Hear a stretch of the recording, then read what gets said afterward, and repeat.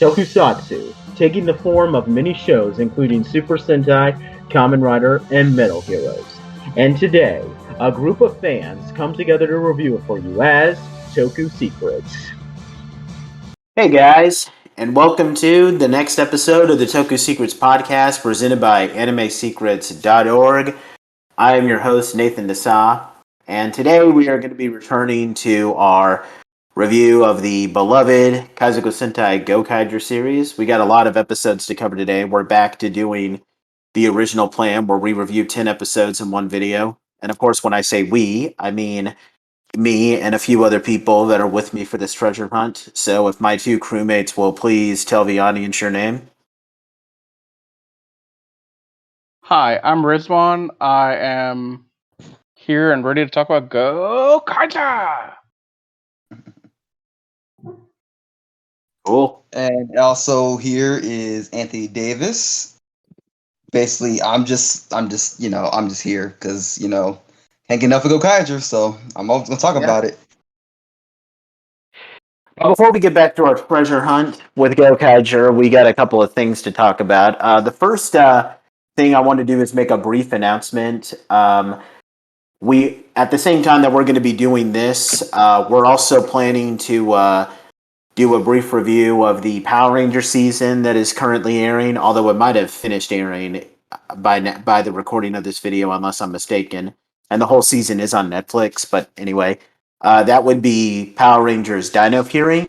We're going to be checking that out, and we're not going to do we're not going to do like split it into multiple videos. It's just going to be a season overall. So I hope you guys will check that out. And if you haven't watched Dino Fury, I've only watched 3 episodes, but so far it's pretty good. So I definitely recommend it. But with that being said, we're going to move to the Ranot section, the randomly assorted news of Tokusatsu. We got 2 major pieces of Tokusatsu news to talk about. The first and foremost, and this is actually very recent. In fact, as of the recording of this video, this happened like 3 days ago.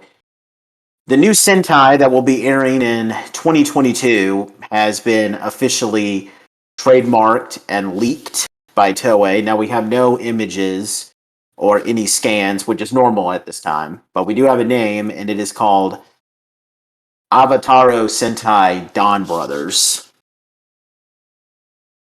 And all I'm going to say about that before I let these other guys give their thoughts is that I guess the best way to sum this up is, there's a Tokusatsu YouTuber who I recommend watching. He's not really that big, but he's pretty cool. I've talked to him personally a couple of times.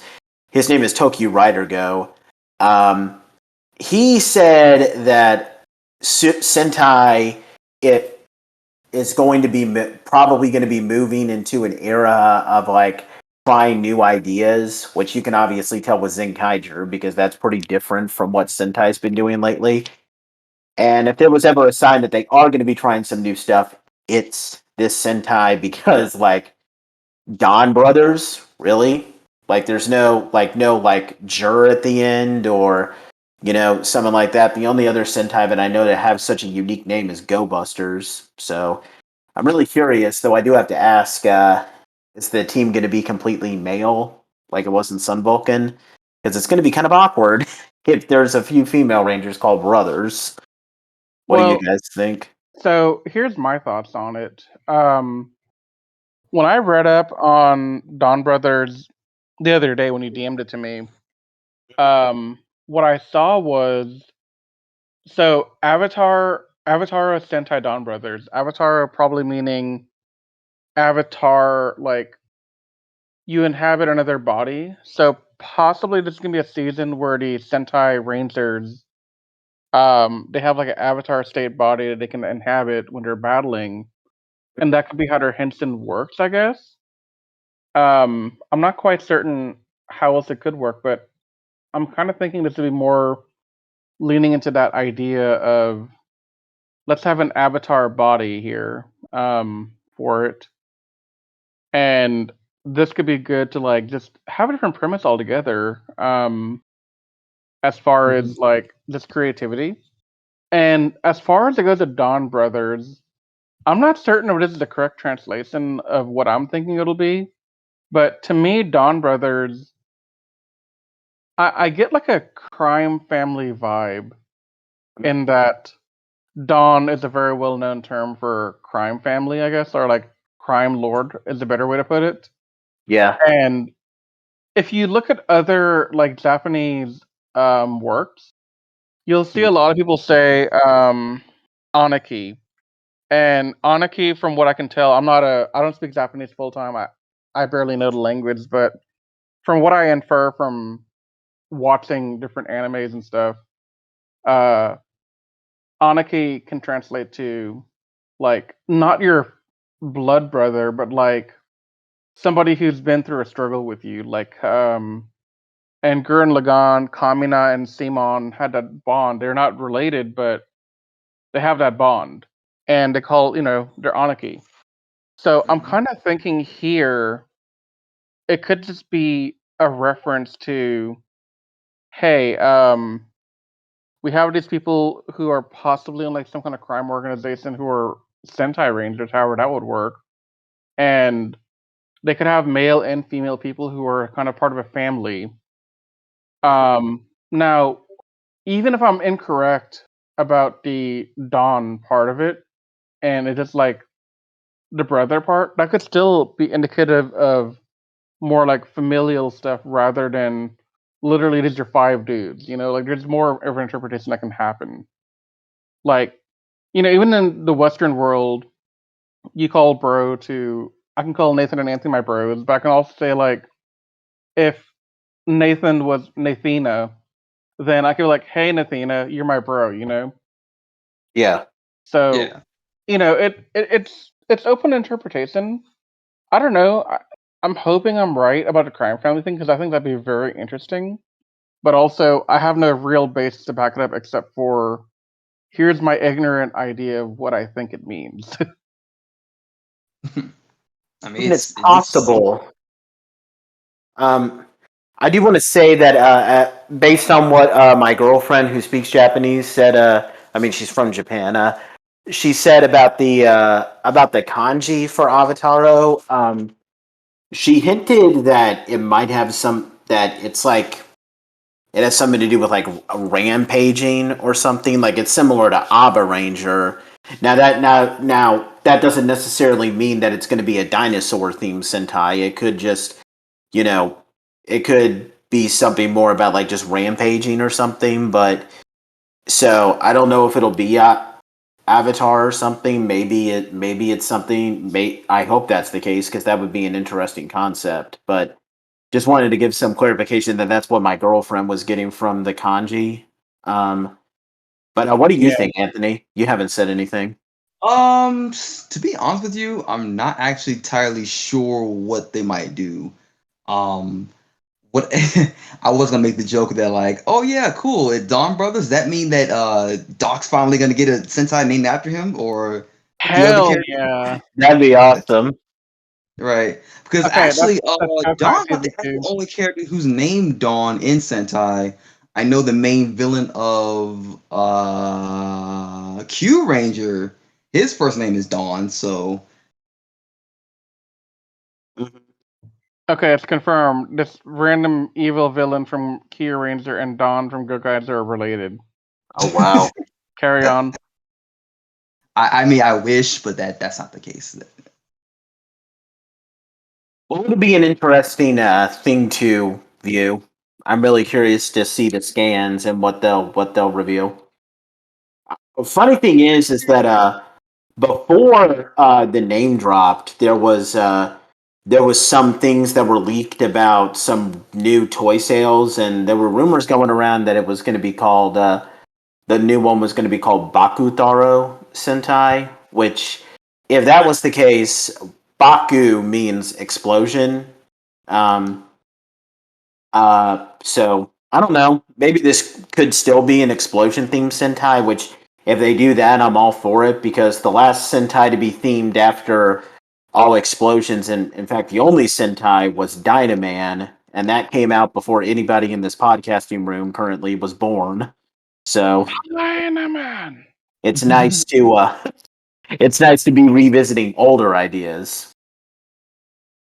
So But yeah, For it, you know. looking online some more, it's also possible that Avatar could be a reference to like an avatar where the Sentai Rangers take an avatar body into the cyber world, and that's where the stuff happens. they did that a little bit in Go Busters, so it would be nice for that concept to be explored more. Yeah, if that's the case, that'd be really fun. But also, again, it's all hypothetical. We don't really know. But Yeah, just speculation. yeah, All speculation, nothing more. But I think a lot of us are just happy that there is another Sentai because I don't know. I think a lot of us were afraid that something was going to happen since the trademark came out a little too late. But Yeah. no, Sentai's safe as per usual. I mean, it's happened I- before. Yeah, I mean, it's not like this is the first time we've had a Sentai trademark come out this late. I think it's happened like for I've never Toku or seen something. I've never seen one come in November. The latest I've seen is like very late, like Halloween week of October. But this isn't really that far off. No, I mean, given the way Halloween fell this year, I wouldn't be surprised if they wanted to wait for the next business day after Halloween to do something. Mhm. Yeah, I also like heard rumors from like the new Sentai that like um two of these Zenkaijus are gonna be also in it as well, but I'm not sure if that's true or not. That'd be We cool. I mean, because there were also rumors that the next Sentai to come up would be like a sequel to Zenkaiger, which I'm really curious to see because Yeah, like the only other Sentai that's like a the only Sentai so far that's a direct sequel to the previous Sentai is Sun Vulcan because it was made to kind of be a direct sequel to Gingaman. Now, there's nothing spectacular about it. The only thing is that a villain from Gingaman was in Sun Vulcan. It's not like you had a huge team up with the Gingaman and the Sun Vulcan, although that was originally planned, but it didn't happen. So it would be cool to see like a modern day Sentai in this Reiwa era try to be where like the Sentais are like direct sequels to them. I'd like to see what Power Rangers does if no what Sentai does if they do something similar to what Power Rangers did in the Zordon era, where every season was like a sequel to the previous one, and it was just a continuation of the same ongoing story. If you guys know what I mean. hmm mhm. Well, the other big piece of news is that Hasbro has officially announced, and this was announced a couple of weeks ago. Can't remember exactly. But long story short, Hasbro, I don't know if they're discontinuing it or if the deal just expired and they don't want to renew it. But long story short, Power Rangers is no longer going to be airing on Nickelodeon. It is going to be a Netflix exclusive. Um, Now, I got a really long thing I want to say about this, but I don't want to drown out Rizwan and Anthony, so you guys give your comments on this before I get really angry. Anthony, you can go first. Okay, so I feel that they honestly like this might be a good thing, but it also could be like a kind of annoying thing because like it's not like on a show where you just you have to wait weekly to watch it, as opposed to Netflix is kind of different when it comes to like they usually don't show a full season of anything unless it's not made by Netflix. If that catch my drift, it's more or less you'll get episodes like of an entire show if it's made by Netflix or it's like made specific from Netflix. Whereas Power Rangers, you might get maybe like half a season, you know, one time, and then you might have to wait a month or two for like the rest of it, and God knows how long. And it's like, but the good news is it's not Nickelodeon. I mean, they'll probably have better promotion on there than on Nick.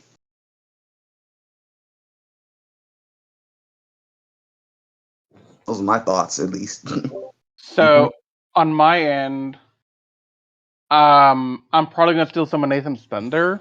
I'll try not to, Nate. I promise. It's But cool. I'm very happy to hear Power Rangers is leaving Nickelodeon because, in my opinion, a lot of the stuff we've seen over the last, I guess it's been close to 6-7 years now. When did Mega Force come out? Like 2014, I think. But anyway, for the longest time, we've been watching a lot of our fandom kind of call that the end of times is coming for this franchise in America because we're not getting the proper attention here. Nickelodeon decided, let's do 8 episodes, then wait a whole summer, and then release like 5 more episodes and wait a little bit longer. And while all this like waiting around is going on in between episodes, Europe is getting it first. The Western states are getting it first. So I remember for Super Mega Force, back when we had a Toku Sentai Digital Ranger, we were having trouble going on the internet because we couldn't get on the internet without getting spoiled about, oh well, Super Mega Force, this is gonna happen next because we've seen the preview in France, or dude, look at these screencaster in the Russian broadcast, or whatever. And like it's always like that for every release. When you get to the second season of any Nickelodeon aired PR season, you always have this awkward period of time where all the European countries and most of the other countries in the world have already seen it, and we're stuck here in America waiting until October. Well, maybe September, but normally October is when really hits off. Yeah. And that sucks. I mean, for me as a fan, I want to be able to see stuff as it happens. Like, for example, not to give a huge spoiler, I mean, everyone by this point should at least know that Lord Zed makes their return appearance in Dino Fury. If you don't, I really apologize, but by this point, if you haven't heard that, you're probably living under a rock. No offense. Um, and look, Lord Zed is. I have a deeper connection to him than most any other of the villains in PR. Because I grew up being terrified of him, Oh, same and here. like he's terrifying. He's literally muscles and bone, with like this menacing voice and all that stuff. And The on a more brain yeah, but but then on a more personal level, He was from just to put in like funny thing is that a lot of parents called Saban to say that he was too frightening by yeah, himself. That's why they had to bring Rita back so that they could offset how frightening he was. That's a yeah, huge statement in how scary he was. and in the years since, I've had the opportunity twice to meet Robert Axelrod, who is the voice for Lord Zed, and three things about that. Number one, Robert Axelrod, may you rest in peace. You did the world of Power Rangers so much good that so we owe you so much thanks for this, for being there when we were kids. Second, he is the most interesting of people to meet in person. I'm sorry that's not possible for people to meet him now, but he was just fascinating to me in that when I met him, he was he came to a convention that I went to in Lake Charles, Louisiana, which if y'all don't know where that is, it's somewhere in between Houston and Lafayette. If you don't know where Lafayette is, somewhere between New Orleans and Houston, on the western side of Louisiana. It's a small little town, nothing really, that big. And the convention managed to bring him down, and I actually did an interview with him, and that dude was so nice. Like, yeah, he wanted to make his quick buck to get some autographs signed because that's what they're there for. But he gave time to do an interview with me. He was a really cool guy, and we connected. And the reason I'm saying all this stuff about Robert Axelrod and Lord Zed is because when I heard Lord Zed was coming back, I was so excited, but I was also really frightened because Axelrod is gone. How are they going to do this without him? Or how could right. they do this without him? So on one hand, I was really anxious because I wanted to know what happened. On the other hand, I was really excited to see my childhood come back again for nostalgia purposes. But the thing that really pissed me off was getting on Twitter one day and seeing. I probably shouldn't say too much, but I saw like somebody on Twitter with like a direct download to the French episode of that of Lord Zed's appearance, and I downloaded it just out of curiosity. I got like not even a minute in. I got like a half a minute in, and it bugged me because it was in French, so I couldn't hear that iconic voice or the attempt at the iconic voice that I grew up with. I couldn't see Lord Zed. I could see the French Lord Zed, but not our Lord Zed. And that was a problem. I mean, look, Rangers is an American thing. Well, Yes. Sentai is where it began, but Power Rangers as a franchise is American. We are the reason it came to the United States. Saban brought it here.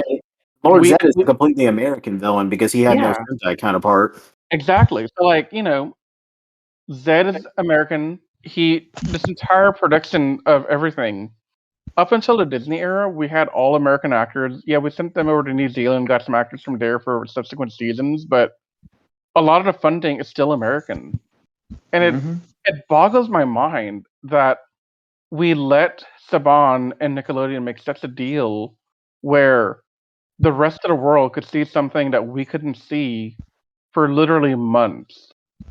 And I mean, we always hear the thing about, well, Latin America has to wait so long to see something that America puts out, and that's fine. But it's stuff that we put out, and the rest of the world has to wait on us, to see it because it has to be premiered in their regions at a later time. But for an American property to be aired in other countries first doesn't make sense to me because it just seems like an insult to us. It seems like Nickelodeon's like, yeah, we should be airing more SpongeBob, and I'm like, I don't want to see SpongeBob. I don't care about SpongeBob. I'm sorry, I don't like SpongeBob. I And still like it, but I'm not a fan of the newer stuff. The old I school didn't like stuff. any of it, period. But that's neither here nor there. But that's the priority. They're more focused on stuff that like that. So they don't care about PR. They don't care about what we're interested in. They're only interested in like their properties. They only hosted Power Rangers because of a deal that Saban and them made for licensing to put it out there. Because Fox went away, Disney stopped doing it. They had to find a new home after everything happened. So this is where they ended up, and it sucked. And I mean, for years, I could remember times that me, Nathan, Frankie, all the guys in the Toku Sentai Digital Ranger, we would go off about how this needs to be away from Nickelodeon ASAP, and maybe Netflix will take it, and maybe somebody will take it. And lo and behold, Netflix is here finally. Nathan, I'm sorry. I think I did more than I expected. I'm actually glad that you covered that them. I actually wasn't going to talk about other countries getting the episodes before us. I'm actually glad that you brought that up because that's a flaw that I, oddly enough, as angry as I am, actually forgot about. Wow. But anyway, I'm going to say this right now. First of all, I hate Nickelodeon. I despise Nickelodeon with a passion. Now there are plenty of non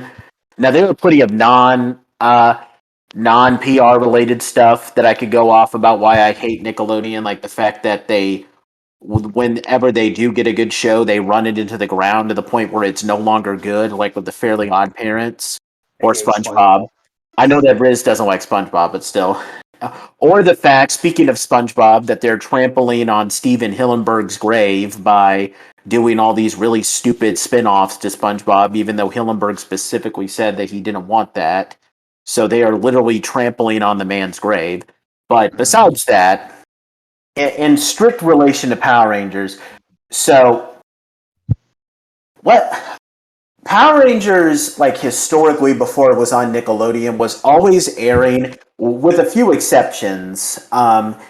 Historically, Power Rangers has had a really good track record of airing on networks or time blocks where it as an action show fits in perfectly. Like from Mighty Morphin all the way to, I think late Wild Force. I don't know when they stopped, but at least in a certain point into Wild Force, I think after Reinforcements from the Future, they stopped. But anyway, they were airing on a time block called Fox Kids, and Fox Kids had a lot of shows. They did a lot of action shows. They aired the first couple of seasons of the original Batman animated series before Warner Brothers took it to Kids WB. But even then, they did the original X-Men animated series, the original Spider-Man animated series. They and then they had some live action shows like the Goosebumps television series, which wasn't really an action show, but it was still. Well, first of all, I love Goosebumps, but it was kid horror, but yeah. Power Rangers was kind of like the cool medium between, like, it has action, like all these animated shows, but it's also live action, like shows like Goosebumps. Then there was a brief period where it was in limbo when Disney bought the franchise, and I forgot to add, it also aired a lot of Digimon episodes too. Fox Kids. Then Fox Kids got canceled, and Power Rangers, which was now owned by Disney, started airing on ABC Family for Wild Force. I don't know how it aired. I don't know how Ninja Storm aired.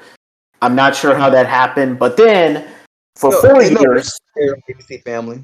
Yeah, Ninja Storm. That was the first season of Disney's Power Rangers, which was kind of like Ninja Storm. I count Ninja Storm as Disney's first real season. Yeah, I know. That aired ABC Family all the way up until I think Overdrive. I think Overdrive was the last season to air on there, and then it went to besides ABC Family, from Dino Thunder to Jungle Fury, Disney had its own little time block called Jetix, which is what they used to air a lot of their action shows. They aired reruns of some of the old Fox Kids shows, like the original X-Men animated series and Spider-Man. There were some other shows that aired on there, like there was this show about some monkeys controlling a giant robot to fight evil called Super Robot Monkey Team Hyperforce Go. Dude, that's nostalgia for you. Yeah. There was a sort of kind of ish anime show where some women had these witch powers where they controlled elements, which was literally called Witch. Now, and Power Rangers from Dino Thunder to Jungle Fury aired on my time block. Now, Power Rangers didn't fit in quite as much as it did with Fox Kids, since it was the only live action show compared to all these animated shows, but it still fit fine because it was an action show. And then Disney discontinued Jetix, and they just had RPM airing really early in the morning on ABC because at this point they were actively trying to get Power Rangers canceled, so they put it on as early as they could so nobody would watch it. But the problem is that Nickelodeon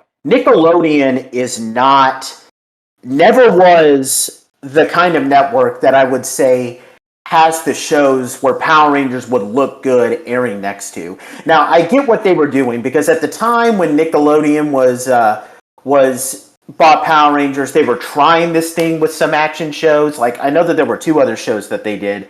There was this one show called The Troop, which was basically a Men in Black ripoff, except the characters are in high school, and that was a terrible show. I didn't like it.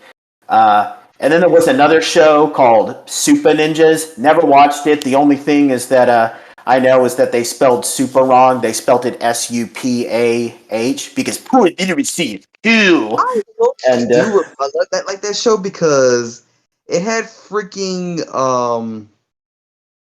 Doris Decay, and Johnny Bosch was on there too. He appeared in a couple of episodes of that show too. Oh, okay. Mm-hmm.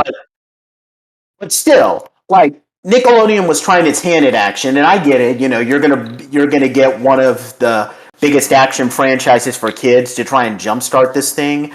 But the problem is that a lot of these action shows, they're trying to appeal to kids, but Nickelodeon's way of appealing to kids is try to make this was also a point when iCarly was at its peak of popularity, and every live action show on on Nickelodeon was trying to be iCarly, where they would use all this dated dialogue like "What up, my peeps" and stuff that nobody even says anymore. It's just really cringe dialogue. They would always have people spewing bad puns, which again, one of the biggest criticisms of Power Rangers during the Neo Saban era, at least I don't know, like they did this especially in Megaforce and Samurai, and a little bit of Dino Charge too, is where the Rangers are just talking and spewing lame dialogue in the middle of fights. I guarantee you that is because Nickelodeon wants to be like, see kids, we got people spewing bad puns. We get you. We're hip. We're wicked.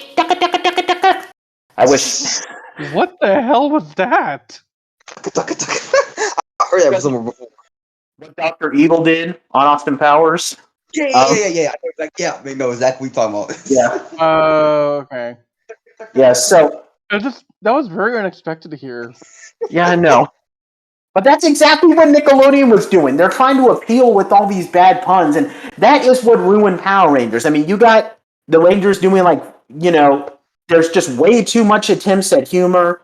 There's moments where they're clearly trying to be too kid friendly. Like one thing that really annoyed me is that in Dino Charge, the finale is not really the finale because they have a Christmas episode that takes place after the finale where Ivan and Koda just come back to the present time just for that, just to celebrate Christmas, even though that makes absolutely no sense.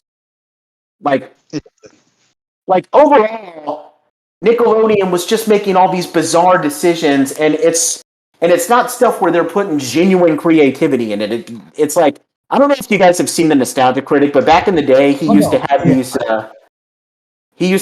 like suit guys called analysts, where they would make all these decisions called charts with charts, and I guarantee you that there's people there who are being like, well, according to the chart, Power Rangers must have the Rangers spew bad puns while they're fighting.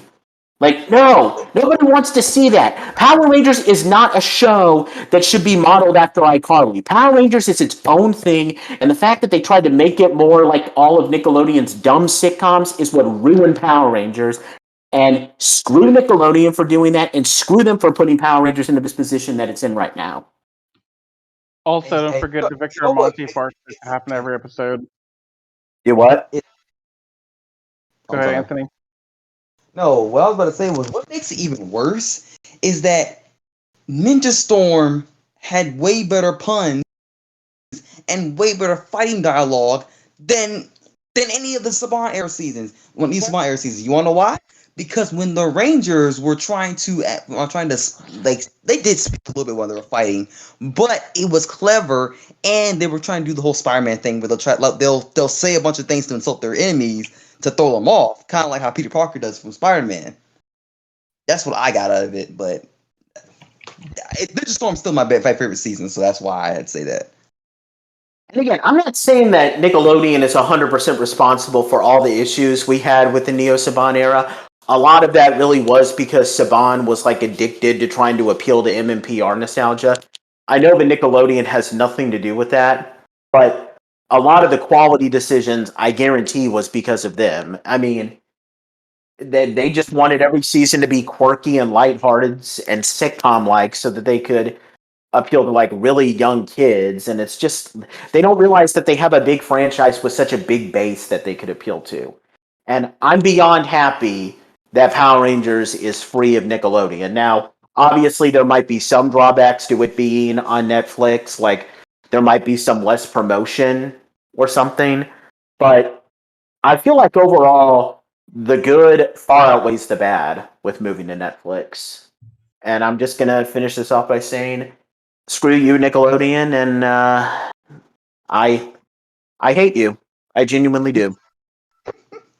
Well said. Quick side note. The views of this podcast do not in any way reflect AnimeSecrets.org or its properties. Have to learn a disclaimer so we don't get sued. Yeah, right. Disclaimer. If Nickelodeon wants to sue me personally, they can go ahead. He's like, I don't care. I'm ready to fight. Yeah. Nathan will walk into that courtroom with like a briefcase full of documents on how they screwed up Power Rangers, and that'll be his defense. And the judge will be some like nostalgic fanboy and be like, I got you, homie. I'll take down Nickelodeon, and everybody will cheer me, and I'll be a hero. You will. Yeah. Nay, nay, nay, nay, nay, nay. Yeah. Well, anyway, now that we got that out of the way, we got a lot to cover here on our Gokaiger treasure hunt. So we're going to, Holy crap! We're a Gokaiger podcast today. I forgot. Right. yeah, that's easy to forget. Like I said at the beginning of this video, we're going to be taking a look at episodes 17 through 27. Now, I'm going to give you all back home a brief recap of what we've seen in Gokaiger so far. So in our last two videos, the Gokaigers they obtained several grand powers. We're going to talk about. I'm going to list off the grand powers that they have right now, that they have in a second. But the big thing is that the Gokaigers have 15 new Ranger keys, all based on 6th Rangers. But their new enemy Bosco, who is another space pirate, a former ally of Marvelous, he has 10 Ranger keys. We're going to be seeing a couple of them here in this video. And just recently, when we last left the Gokaigers off, they had a crossover fight with their predecessors, the Gosagers. And in the midst of that fight, they obtained multiple grand powers, roughly, I think it was 11. I'm not sure, but in total right now, they have the grand powers of Go Ranger, Jaka, Gingaman, GoGoV, Dynaman, Bioman, Turbo Ranger, Die Ranger, Car Ranger, Gao Ranger, Deca Ranger, Magi Ranger, Bokenger, Geki Ranger, Go Wanger, Shinkenger, and Go Sager. And as the Gokaigers were sailing off with the Go Sagers, we saw a mysterious Silver Ranger watching them. But who is this Silver Ranger? Well, you're going to have to watch the rest of this video to find out. Who is that guy? I wonder who that could be. I don't know who that guy could be, man. I have no idea. So anyway, we return to the series proper with episode 17 called The Amazing Silver Colored Man. Now, the episode begins with the Gokaigers battling off a Zangyak attack in Gokaio, during which they show off some of the grand powers that they've already used. And then they finish it by showing off the Gosager grand power, which in this case allows them to summon the Gosei headers. Now, for those of you back home that don't know, the Gosei headers are the equivalent of the Zords from Power Rangers Megaforce. The heads of the Zords, not the complete Zords. I'm pretty sure they were called Mechazords in a Megaforce. But yeah, they can summon the heads, all of them, and shoot them at enemies like missiles. And as the Gokaigers are battling, we see this hyperactive young man watching them who is really admiring them and seems pretty excited about seeing them, and he wants to see the other grand powers. Pardon me. So after that, the Gokaigers return to the Gokai Galleon. We get a brief recap of all the events that happened in the Gokaiger Gosager crossover movie, obviously, so that they can explain how they have all these grand powers in case you didn't see that movie. They ask Navi for the next clue, and Navi's clue is that he warns the Gokaigers of an amazing Silver Man. Which, for the record, I'm pretty sure Toei meant to be a pun on the Amazing Spider-Man, but I could be wrong. Anyway. It might be. Yeah. The Gokaigers are out hunting, trying to find the man in silver, but they of course are unsuccessful. But during their time when they're searching, they encounter the man who was watching them before, who knows Marvelous's name. He tries to get the Gokaigers to help a kid who fell down, but they're just like, no, he's a kid. He can just get up by himself. But then as the Gokaigers are out walking, they encounter the latest Zanyak action commander, whom they engage in battle. Now, during the battle,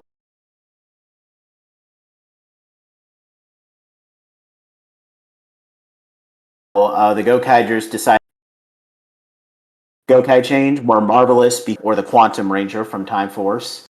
Joe becomes Magi Shine, or the Solaris Knight from Mystic Force. Luca, Mega Silver, or the Silver Space Ranger. Dawn, the Dragon Ranger, or the Green Mighty Morphin Ranger. and I am Avar Killer, or the White Dino Thunder Ranger. Now, in the middle of the battle, the guy that the Gokaigers keep encountering tries to get involved, but the Zangyak retreats before he can. So, as the Gokaigers are looking again, the man walks up to them. He introduces himself as Guy Ikari. He's apparently a super fan of Super Sentai and wants to join the Gokaigers, who all look at him as if he's insane. And he offers to join them so that they can become a more beloved Sentai. And he has this really weird daydream where like the Gokaigers are doing like, I guess it's meant to be like some commercial or something where where everyone except I am is out of character. Like Marvelous is like, hey guys, I'm Captain Marvelous. I can mess up occasionally, but I still do my best. Nice to see you guys. And then Luke is like, hey guys, you guys all be polite. Dawn isn't in the daydream for some reason, and he points that out. And I am is like, hey guys, I'm I am. Oh, I'm actually pretty unchanged, huh? And the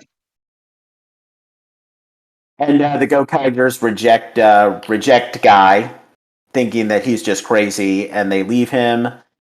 But then a few minutes later, they encounter Vizanyak again when they attack, and but before they can engage, Guy shows up, and he reveals that he has his own henshin device, which is called the Gokai Cellular, and he has his own Ranger key.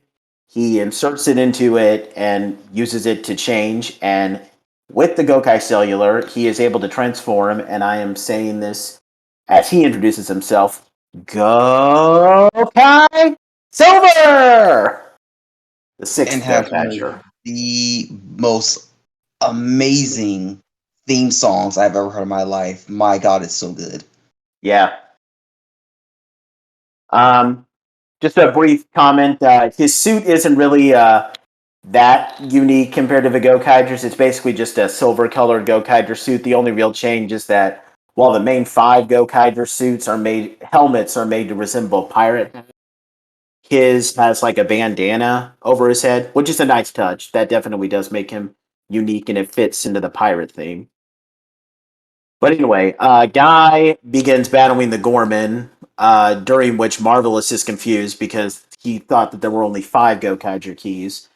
During this, Guy shows off his own weapon because, of course, he's a 6th Ranger, so he comes with his own weapon, which is called the Gokai Spear, which is a big trident-like spear, and because this is a 6th Ranger's weapon, it can also become a gun, because that's what 6th Ranger weapons do, and it's awesome. Of course. And basically, to cut a long story short, the Gokai Guy saves the Gokaigers from a bomb that was rigged in the monster before it explodes, and then he defeats the monster by himself. And then the Gokaigers realize, wait a minute, Navi's prediction was about a silver man, and he's wearing silver. And they confront Guy about it, and that's how the episode ends. And just a brief thing. We're gonna hold. I like for us to hold off on our opinions on each of the individual episodes. I'd like to us talk about the debut arc as a whole after episode 19. So, with that being said, I'm gonna hand over episode 18 to Anthony. So go ahead, Anthony.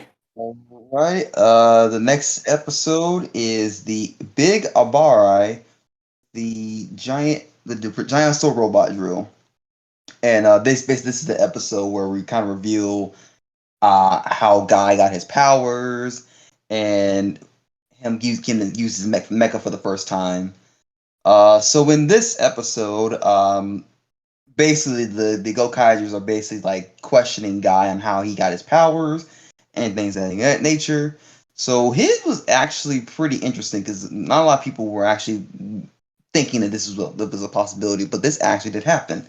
So Guy was just doing his usual thing, just walking around, and next thing you know, he sees this little girl that is about to be run over by the infamous Truck-kun. Now in the anime world, they have this inside joke where like trucks in both like America, like in the and Japanese shows and like anime, like are just their only purpose in life is just to run people over, and like either kill them or send them to like another world via isekais, stuff like that. So that was just kind of hilarious that was a thing too.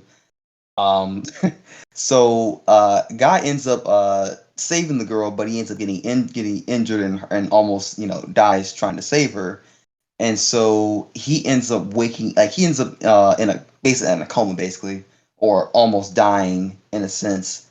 And he has like a kind of like a dream kind of like stance where he basically like sees the ghosts of the three six rangers who basically have like this similar, like a kind of a similar theme to them.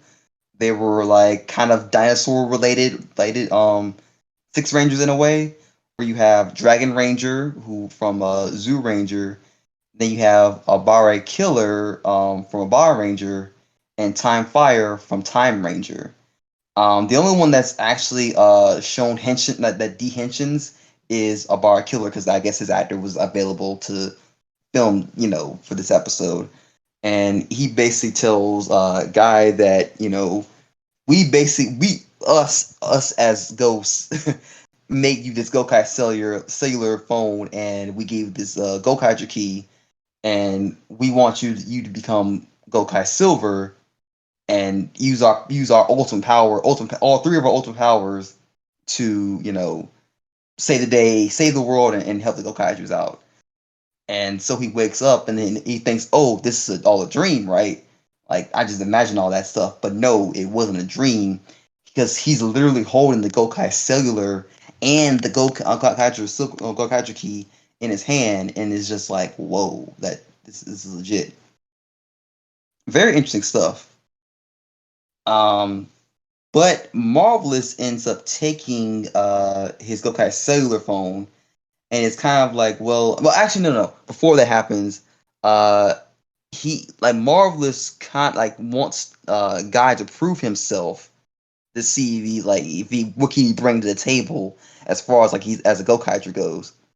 And Guy didn't really have much of an answer for them, because like he's like, do you have some kind of special skill that you can show us? And he's kind of like, not really.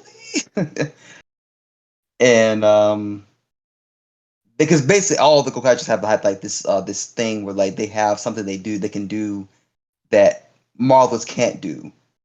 And so basically, in a way, they're kind of like testing Guy to see if he's worthy of even being a part of this crew. And just because he has the Sentai powers that he can just automatically join the team just like that. No. You have to prove yourself worthy to be part of the crew.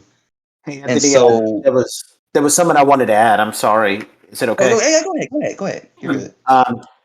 Now, one thing that we need to briefly mention is that when Guy was given the Gokai Cellular and the Ranger Key, those three Sixth Rangers also gave Guy their grand powers. Right. That was so, so now we can conclude that Guy is able to unlock those powers with the Time Fire, Dragon Ranger, and Abar Killer Ranger Key. So, yeah, the Gokaigers just got 3 more grand powers. Yeah, and it wasn't even that hard either. That was easy. Nope. And so, let's see. But they actually did ask him, like, "Oh yeah, do you know how to use the Sixth Ranger key? The 3 grand powers." And he's not really sure how yet. But eventually he'll figure it out by the end of the episode. And so while Marvelous has his Gokai cellular phone, because he kind of took it as a way of saying, hey, like, I need you to figure out what you can do for my crew, and you'll get this back. And so Guy ends up responding to a Zangief attack that led by a new action commander in a construction yard. He can't change in the Gokai Silver because he doesn't have his Gokai cellular phone.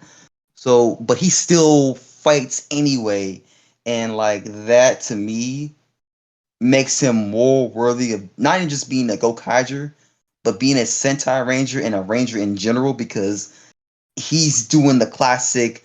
I know this is kind of like this has been done in Sentai so many times before, but in Power Rangers, it's very refreshing to have a Ranger who doesn't have their powers, but will still be willing to fight no matter if he has them or not. That's what I respect the most about Guy as a character, and any Ranger, even whether it's Sentai or Power Rangers. I respect that mostly. Like if you are a Ranger who doesn't have their powers and you still fight no matter if you might even die without even having them. I gotta give them props like that. That's very bold of you. And so Marvelous and them they see this and they're like, well, you know what, the guy has spunk and I like that, so we'll help him out. And they give him his phone, his key back, and they officially make him part of the crew. And the that for their first all six Gokai change, they changed the Shikingers. But however, the funniest thing is that Guy is given the King Ranger key from Old Rangers, and he transforms in the King Ranger from that series. And he's just like, no, this isn't the Sixth Ranger. This is from another Sentai. They both got kanji symbols on their helmets. Yeah, he's like, what? I mean, they're both the same symbol, right? No, this is different. But And that the was reason funny why though. Marvelous has to give them is because the Gokaiger summon the keys from their buckles, but Guys isn't connected to their chest yet, so we needs Marvelous to give him the Ranger keys.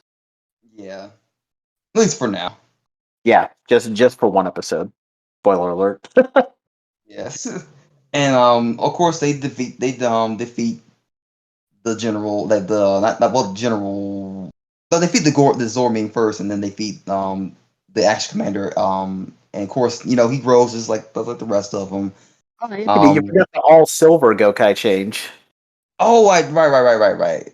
So all the all the Gokaigers turn into Six Rangers, but they all turn into Silver Rangers as a tribute to Guy joining the team for the first time.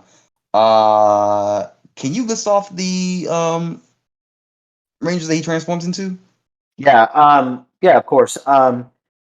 Thankfully, there's exactly 5 Silver Rangers at this point. There's probably more now because silver is probably the most common Sixth Ranger color ever in Sentai.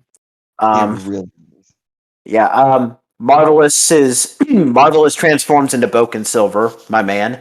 And a fun little fact: this is the first time in the show where Marvelous Gokai changes into a non-red Sentai Ranger. Joe transforms into Gosei Knight or Robo Knight from Megaforce. Luca does Mega Silver again, Silver Space Ranger. Freaking love that. I freaking love. Mega Silver was actually one of my favorite characters watching Mega Ranger. Yeah. Dawn is Gao Silver or the Lunar Wolf Wild Force Ranger. And I am is Gohan Silver or the Silver RPM Ranger. And Guy is just his normal silver self. Yeah. Sorry, I just wanted to bring that up. Go ahead, Anthony. No, you're good. And after the, of course, ground battle, of course, Monster grows into the giant. And Guy, surprisingly, is like, what? Wait, I kind of I think I might figure out what the grand power might be. And so he inserts the time fire key, presses the button, and he summons a drill like spaceship. And it actually was pretty interesting about this one is that like they use it's from time, since it's from Time Ranger, it travels from the future, from the year 3000 into the present, making it, I guess, like the one of the newer creations of the Time Rangers mechs. Because technically it counts as a Time Ranger mech and all other mechs too at the same time. But that's pretty interesting. That's pretty cool that it does that. And for his second grand power for the for Zoo Rangers, he turns the drill into a dinosaur, the Kyoryu Goju Rex. Goju Rex. And for the mecha, but the actual like mecha form is go Gozujin, I think, right? Yep, that's the Aba Rangers Grand Power. Yep. Mm-hmm. And it has a drill arm like Aba Rangers main mech, Abarino, which is pretty cool. I liked it. Yeah, it's a pretty cool looking mech. And so once he has this really cool really cool final move where like guy inserts all three of his six ranger keys for that for the mecha, and he ends up using a drill called triple drill dream attack, which all like the drills of each of the different forms that the mecha has all combine into one, and they just destroys the monster. And let's see what else happens. And once they get back to the Gokai Galleon, Captain Marvelous tells Guy that while he's part of the team, he's a pirate apprentice. Of course, Guy is like, I'm not really all about that, but since I'm here, I might as well try to do what I can for the crew. And Don is not very comfortable with the Guy calling him Don San, and that's where the episode ends. All right. And now the final part of this debut saga. Go ahead, Riz. Yep. So in episode 19, it opens up with the gang looking up the wanted posters and realizing that Guy has now gotten himself his own wanted poster. And he's actually worth more than Don is by, I think, 20 times more. So Don's starting to feel a little bit insecure with that. And really, this episode's a lot of filler to kind of give a relationship between Don and Guy. So later on in the episode, Don's feeling insecure again because Guy is able to cook just as good as he is, and he's a better fighter than he is. So he's starting to feel like, well, this new guy came in and he's already kind of replacing me in everything I do. So what's the point of being here? Why am I needed? Like, who wants me? Because this new guy's way more shiny and silver than I am. No pun intended. Um, so whenever they have the next Zonic attack, Guy's trying to figure out who do I become when the team goes go-ons, or because Marvel's been picked. We're gonna just go on to fight the Zoniac, and Guy's like, silver, gold, crap, what do I do? And then he figures out he can fuse Ranger keys together to create Go On Gold and Go On Silver into a hybrid key called Go On Wings, which, if you ask me, that's a broken mechanic. It really is. Absolutely. Could you imagine fusing like keys from different teams and like custom make your own like Sentai Ranger? Like that just seems broken. Like, what if you could take like, I don't know, Dragon Ranger and like Time Fire or something and merge them into one character? Like, what the hell kind of power would that be? Or you could fuse Dragon Ranger, Kiba Ranger, O Red, and Red Racer and Abar Black together and make your own Tommy Ranger. Oh my god. No, that's OP. It's too OP. I can't have it. Yeah. So yeah, he does that, and Don leaves Guy to fight the monster, still saying, "Well, Guy just literally wanted me again, so I'm not going to fight." And Don goes and complains to Navi about it. He's like, "I don't know, man. Guy is just so much better than me, and I'm a piece of crap, and I don't know what to do with myself." And Navi's like, "You do realize that Guy looks up to you, right? Because you're one of the original 5 Gokaigers, and he's just an apprentice, and you're the actual pirate Gokaiger. He looks up to you." And Don's like, "What?" People look I have up a to fan? me. I have a fan. I have the fanboy actually likes me. Of all the Rangers, he actually does like me. What? So, um, Guy and Don get attacked again by Zanyak, and after talking with Don for a bit, I guess Don mentioned you can fuse all these keys together. So Guy's like, "Hold my beer," and he sifts 15 keys together, all the 6 Rangers to make a gold mode for his own like special armor, and his Gokai spear that he has as his weapon turns more like an anchor. And so his gold armor is basically just a bunch of the 6 Ranger helmets of previous 6 Rangers, all just mounted across his entire armor. Yeah. It's cray. It's cray.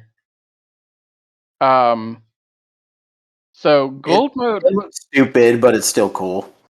it's very stupid. I don't like it at all. It's ugly as hell. It really is though.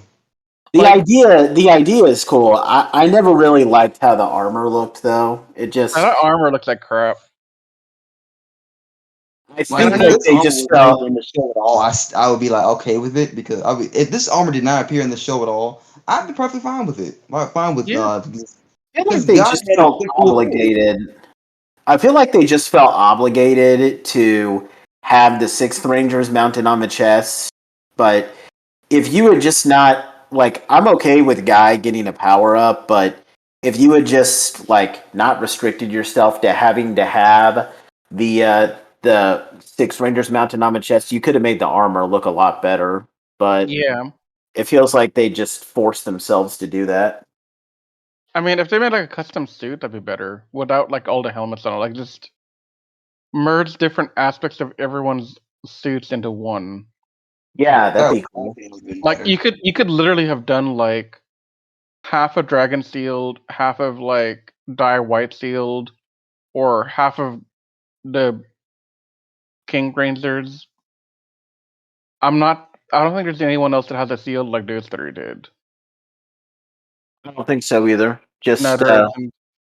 So they could do some like weird merger of like, middle piece of the seal's one ranger, the other 2 shoulder pads or somebody other ranger sealed. And then like like take attributes of the helmet. Like line the helmet with like here's a piece of one helmet, here's another piece of the other helmet. Like make this weird ass looking helmet. and That then would maybe look have cooler. and then maybe if you can't fit all the six rangers into the helmet, put a couple of six rangers in the helmet, and then have the rest of the six rangers that you couldn't fit into the helmet be reflected on the suit itself. Yeah, so like you could even have like the symbol. Like Dragon Ranger has a very distinct symbol. Kiba White has a very distinct symbol. Lunar Wolf has a distinct symbol as well. I don't remember exactly what it looks like, but I know he has like the Lunar Wolf symbol. Yeah, So like you could do stuff. Like you could have those symbols on the suit, like and then 2 maybe symbols let on the him legs, a couple of symbols on the arms.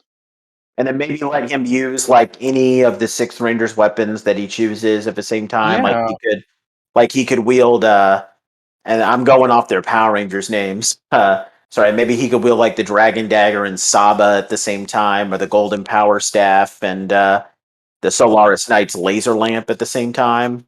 Just, that just sounds an broken. idea. That sounds Yeah, broken. Um, but yeah, so Guy uses gold mode to final wave using Gokai Lizard Dream attack, which is basically summoning all 15 Six Rangers for one final wave, and it's basically the spirits of those 15 Rangers all in turn hitting on the bad guy and just wailing on him. which is overpowered. It's too OP. I can't even. Guy has just become like the strongest thing in all of Sentai history up until that point. Mhm. So the episode ends, and I guess I kind of led with the information a little earlier than I should have, but it's finally revealed at the end that when they're looking at the Wander posters again, that his bounty is 20 times higher than Dawn's.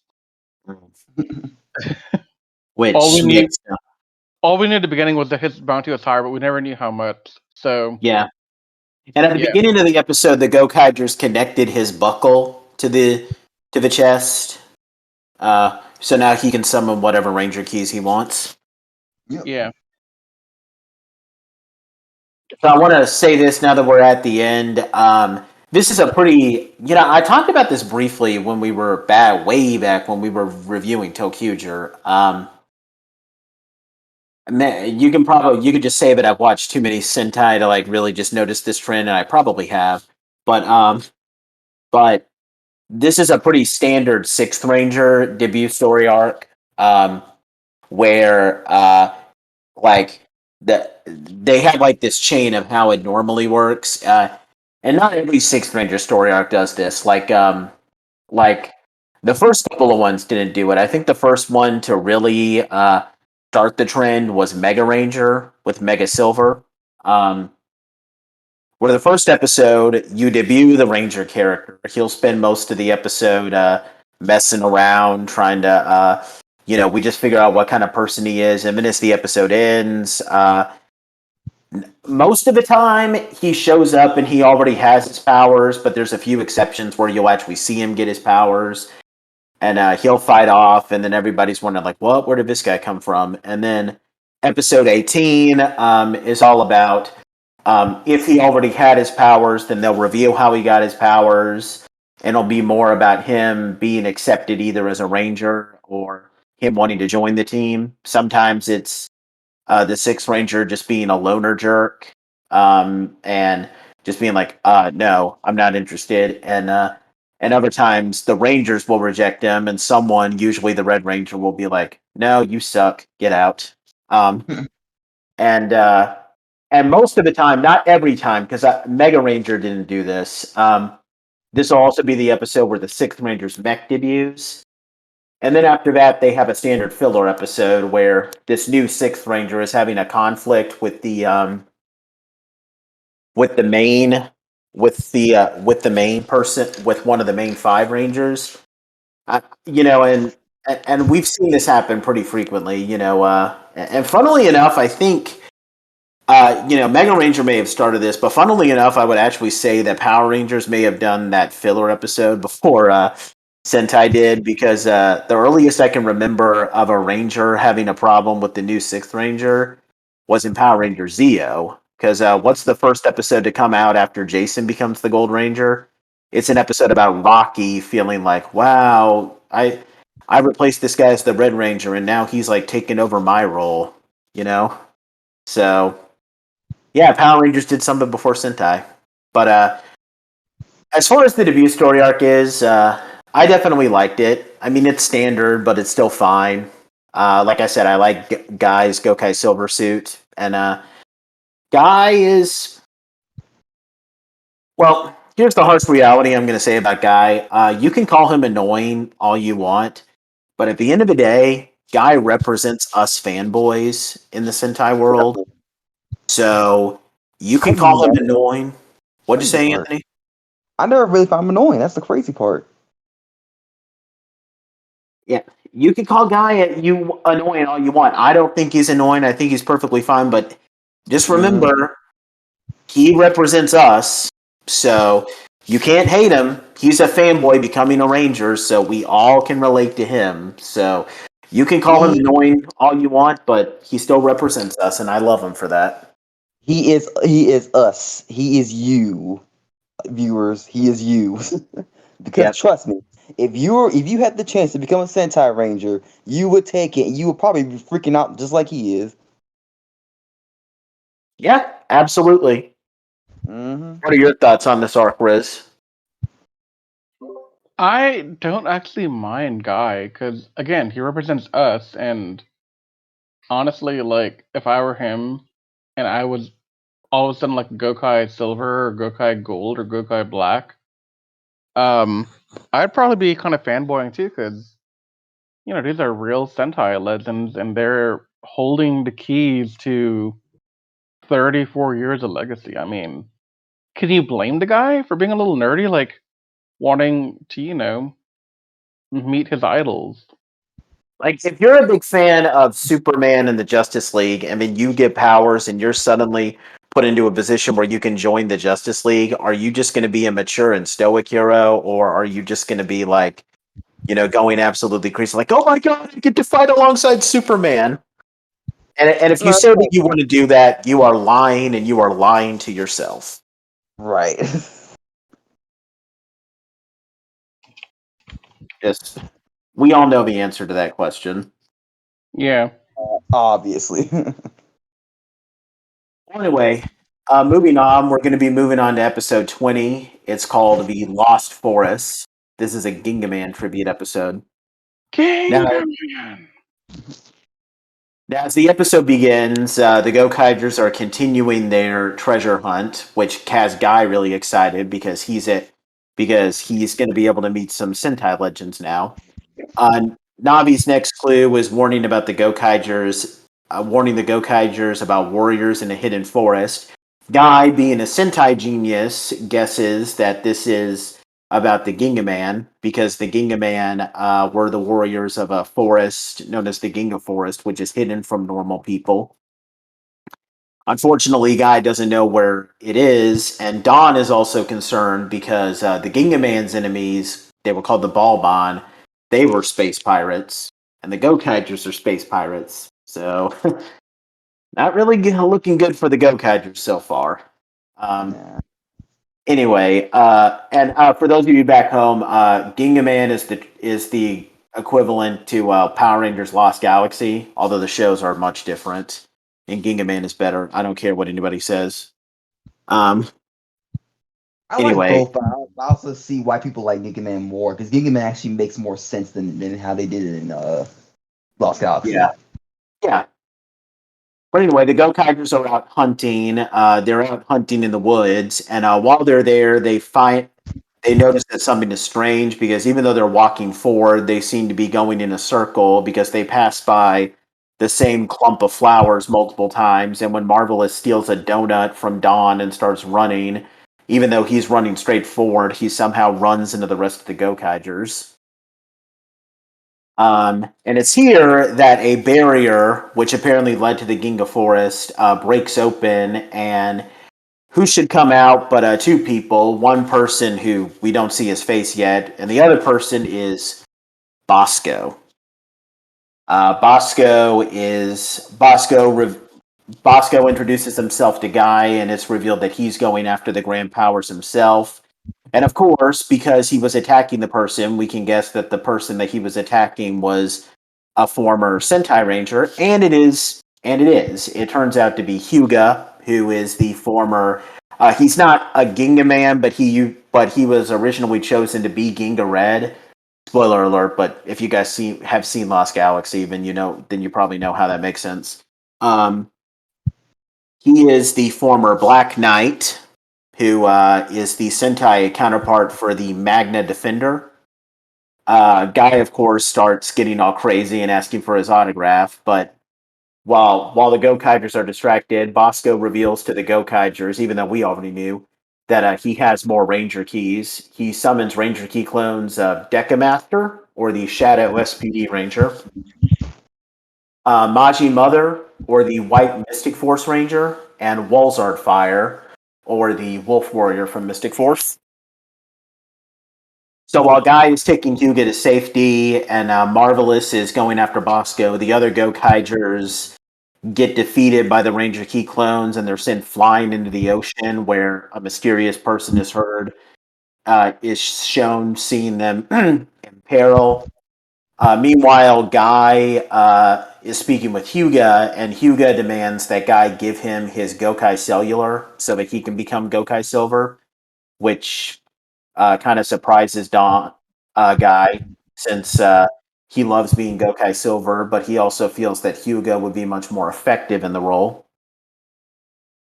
So meanwhile, Joe, Luca, Don, and Iam are pulled out of the ocean by a mysterious person. Now, he doesn't reveal who his name is, but if you're a Sentai fan, you can obviously tell who it is. It's Ryoma, the former Ginga Red,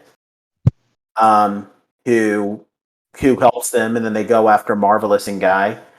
Bosco corners Hyuga and Guy, and it's revealed that his Raparata, which is the trumpet that he uses to summon the Ranger Key clones, also has a secondary function, which allows him to forcibly extract the grand powers from a Sentai Ranger, even if they don't will him into it. Fortunately, though, before he can do it to Hyuga, Marvelous shows up and stops Bosco. And though he's very surprised that Bosco was able to do this, Bosco uses his Raparata to summon a Ranger Key clone of the Black Knight and six all four of his Ranger Key clones onto Marvelous. Marvelous is easily defeated, but he still vows to go on because he has a dream to get the greatest treasure in the universe, and he's not going to give it up for anyone. And Guy, inspired by Marvelous's words, stands up to Hyuga and refuses to give him the Gokai Silver because he wants to be Gokai Silver and it's his dream, and he can't give that up for anyone, even Hyuga. And it turns out that this was all just a test from Hyuga, who wanted to see if Guy had the confidence and the ability to be Gokai Silver. He gives Guy his approval. The Gokaigers come together to battle the Ranger Key clones. The main five Gokaigers defeat... so Guy defeats the Black Knight Ranger Key with his gold mode, while the main five Gokaigers defeat the other three with Gingaman. Now, when the Black Knight Ranger Key is defeated, it lands into Hyuga's hands. Unfortunately, though, before the Gokaigers can get the other three Ranger Keys, Bosco's monkey sidekick, Sally, picks them up and returns them to Bosco, so that the Gokaigers don't get those Ranger Keys. And after the Gokaigers finish battling off Bosco's latest monster, Hyuga transfers the grand power of the Gingaman into the Black Knight Ranger Key and gives it to Guy. The Gokaigers celebrate getting the grand power of the Gingaman, and then they go on to their next treasure hunt. And the episode ends with Hyuga and Ryoma talking, during which Ryoma claims that even though the Gokaigers are space pirates, they don't seem half bad. And that's how the episode ends. This is a pretty standard tribute episode, but I still like it. I'm glad that Hyuga was the main person. I'm glad that for once a tribute episode revolves around someone other than the red one. Definitely cool with Hyuga. I'm a huge fan of his. And fun fact, I actually met his actor at the last Power Morphicon in 2018. He is awesome. Yeah, Anthony was there with me. He was actually pretty impressed with some of the basic Japanese that I said to tell him that Hyuga was my favorite. He's awesome, actually. He is such a cool guy. Yeah. And the ages too. Like he still looks the same as he did. Well, he's look a little older, but not as much older as he did back when he did the show. Because that was like what, almost like 1998. Yeah. Almost 20. And he may not be mainly known for Hyuga because his most popular role is that he played Sasuke, Ninja Red, in Kaku Ranger. That's probably what he's more known for. But hey, I mean, he played two Rangers. That's pretty cool. But as far as the episode is concerned, I mean, it feels weird how this is a Guy episode when we just have 3 episodes in a row revolving around his debut, but I still like it. I feel like this is a natural point for Guy's story because this is the first time that he's encountering a Sentai legend, if you don't count the vision that he had of Abar Killer. So I feel like this feels like a natural progression for his character, like him encountering one of the Sentai legends that he looks up to. But he has to be a little bit more confident in himself. So it's standard, but I like it. Yeah. It just sucks that we couldn't see the Gingaman Grand Power, but that's all. Sorry, Anthony, go ahead. So can we just talk about? I can remember watching this episode very well because I watched it recently. Like, can we just talk about how freaking funny it was seeing like I just push Hyuga out the way to get that Gokai Silver? He's like, no. Oh yeah. It's mine. I'm That like, was dude, pretty you gotta funny. push him like that. I mean, I get it, but you gotta push him like that. There's a scene at the beginning of the episode where he's like, "Oh, he must be talking about Gingaman," and Guy just pulls this book out of nowhere, and even Dawn is like, "Where did you pull that out from?" Like, that was weird. Never you mind. This happens a lot in shows where like we pull stuff out of our butts. What do you think, Riz? I think this is like you said, a natural progression for Guy, because this shows Guy and his interactions with the other Sentai members from different teams. So it's nice to show that little detail that, Guy's a fanatic. Like, we already know he's a fanboy, but to see him with the autograph book and to be like recounting the tales of what that certain Sentai person did, that's it's a big thing to kind of see that come out, because up until then, all you had seen was Guy with the Gokaizers. You hadn't seen him with the other teams yet, so this felt right. Like, timing wise, it was a good placement for me.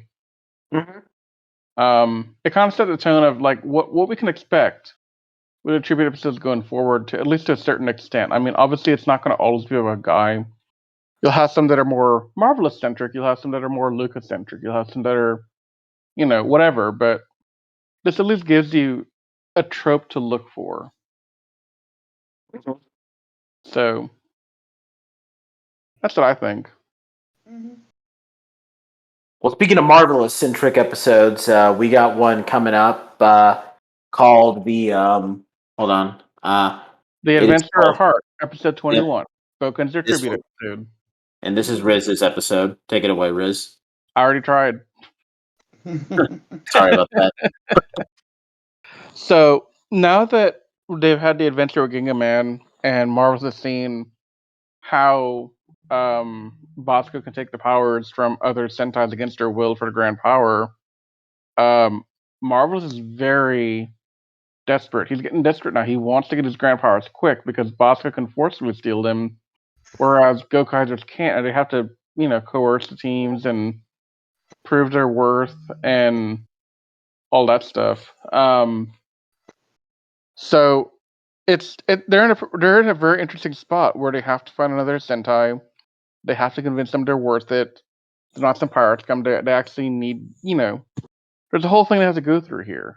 So while this is all going on, the Gokaizers are infiltrated by none other than Satoru Akasi, who, for those of y'all that don't know, that's Bokenzer Red. And he just appears on the stage. He's like, hey, not really, but he's like, hey, I left the door open, guys, and I just kind of walked in, and yeah, I'm here. What's up? You want to help me get a precious Yomi heart? And I'm going to let Nathan explain the concept of these precious Yomi heart things, because it seems like a very normal thing in Boken to be looking for a precious. I mean, basically, like, you might get the idea a little bit from Overdrive, but it's a little bit different. Basically, the precious are just ancient artifacts from. They're based off of like multiple different mythologies, and they hold like special powers that, if fallen into the wrong hands, could be devastating to the world. Yeah. So, So that's where they're after. And apparently the Zanyak are also after it, since it can revive the dead. And I guess they want to revive the dead. So they kind of talk about during this time with Satoru on the ship, and they say, "Oh yeah, you were one of the guys that gave us your grand powers already." And he's like, "Yeah, I already gave you the grand powers. Now it's time for you to pay the price, and you got to help me get this precious Yomi thing." And so they go off on the hunt, and they go to the forest, and somehow Akase, Marvelous, and Luke are separated from the rest of the group because Zanyak attack, and of course, Zanyak are a thing, and it's kind of funny at this point because Guy, Dawn, and Ahim are separate from the other three, and Guy's been trying to teach them more about the Sentai history. So Guy says we should fight as ninjas, transforming into Hurricanger from Hurricanger, but the other two do Kakuranger, and Guy's like, no, you're doing the wrong one, and uh Joe. Why can't I think of his name? His name is Joe. I'm not stupid, I promise. Joe's like, what's the difference? They're both ninjas, and Guy's torn. He's really getting torn up here because he wants to do proper tributes of different team ups. He wants to be able to do like a thematic thing. He doesn't want like grab a random stack of keys and go to town. So And he also doesn't have a counterpart from Kaku Ranger, so. I mean, he could if we get a Ninja key. Well, there is no ninja or key, and there's actually an explanation for that, but we don't want to get too ahead of ourselves. No, So- we'll get to it later. That'll come in the future, don't worry. But I'm just saying, it's possible you could have had a Ninja key for all you know. I mean, we don't know that right now. And his name is Ninja Man in the Sentai, by the way, ladies and gentlemen. You know what? Ninjor's his name. Okay. No, that's cool. We can call him Ninja Man. So Akase, Marvelous, and Luca encounter a footman of, I guess, he is a footman, right? That's what the Zaryus are, right? Yeah. Okay, I'm just making sure because again, Bokenger is one of the things I have not seen yet, so I'm kind of stupid when it comes to like the historical aspects of it. So they encountered a Zaryu, and they're trying to revive King Ryuon. I think I'm saying that correctly. Yes. Who is the former leader of the Zaryu tribe that the Bokengers fought, and he's an old rival of Akase. So obviously, right now Akase's getting burnt. He's like, you ain't coming out of the grave, dude. We gotta fight. So, the Marvelous is reminded by Akase about the thrill of adventure because Akase's trying to tell him, like, look, this is what adventure's all about. You have to go feel the thrill of adventure and treasure hunting because that's part of being a Bokenzer, and that's how you use our grand power. Because I don't think up until now they've been able to figure out how to use the grand powers for the keys that they've gotten, like, for the powers they've gotten from the movie. Like, they're still figuring it out, I think, right? Mm-hmm.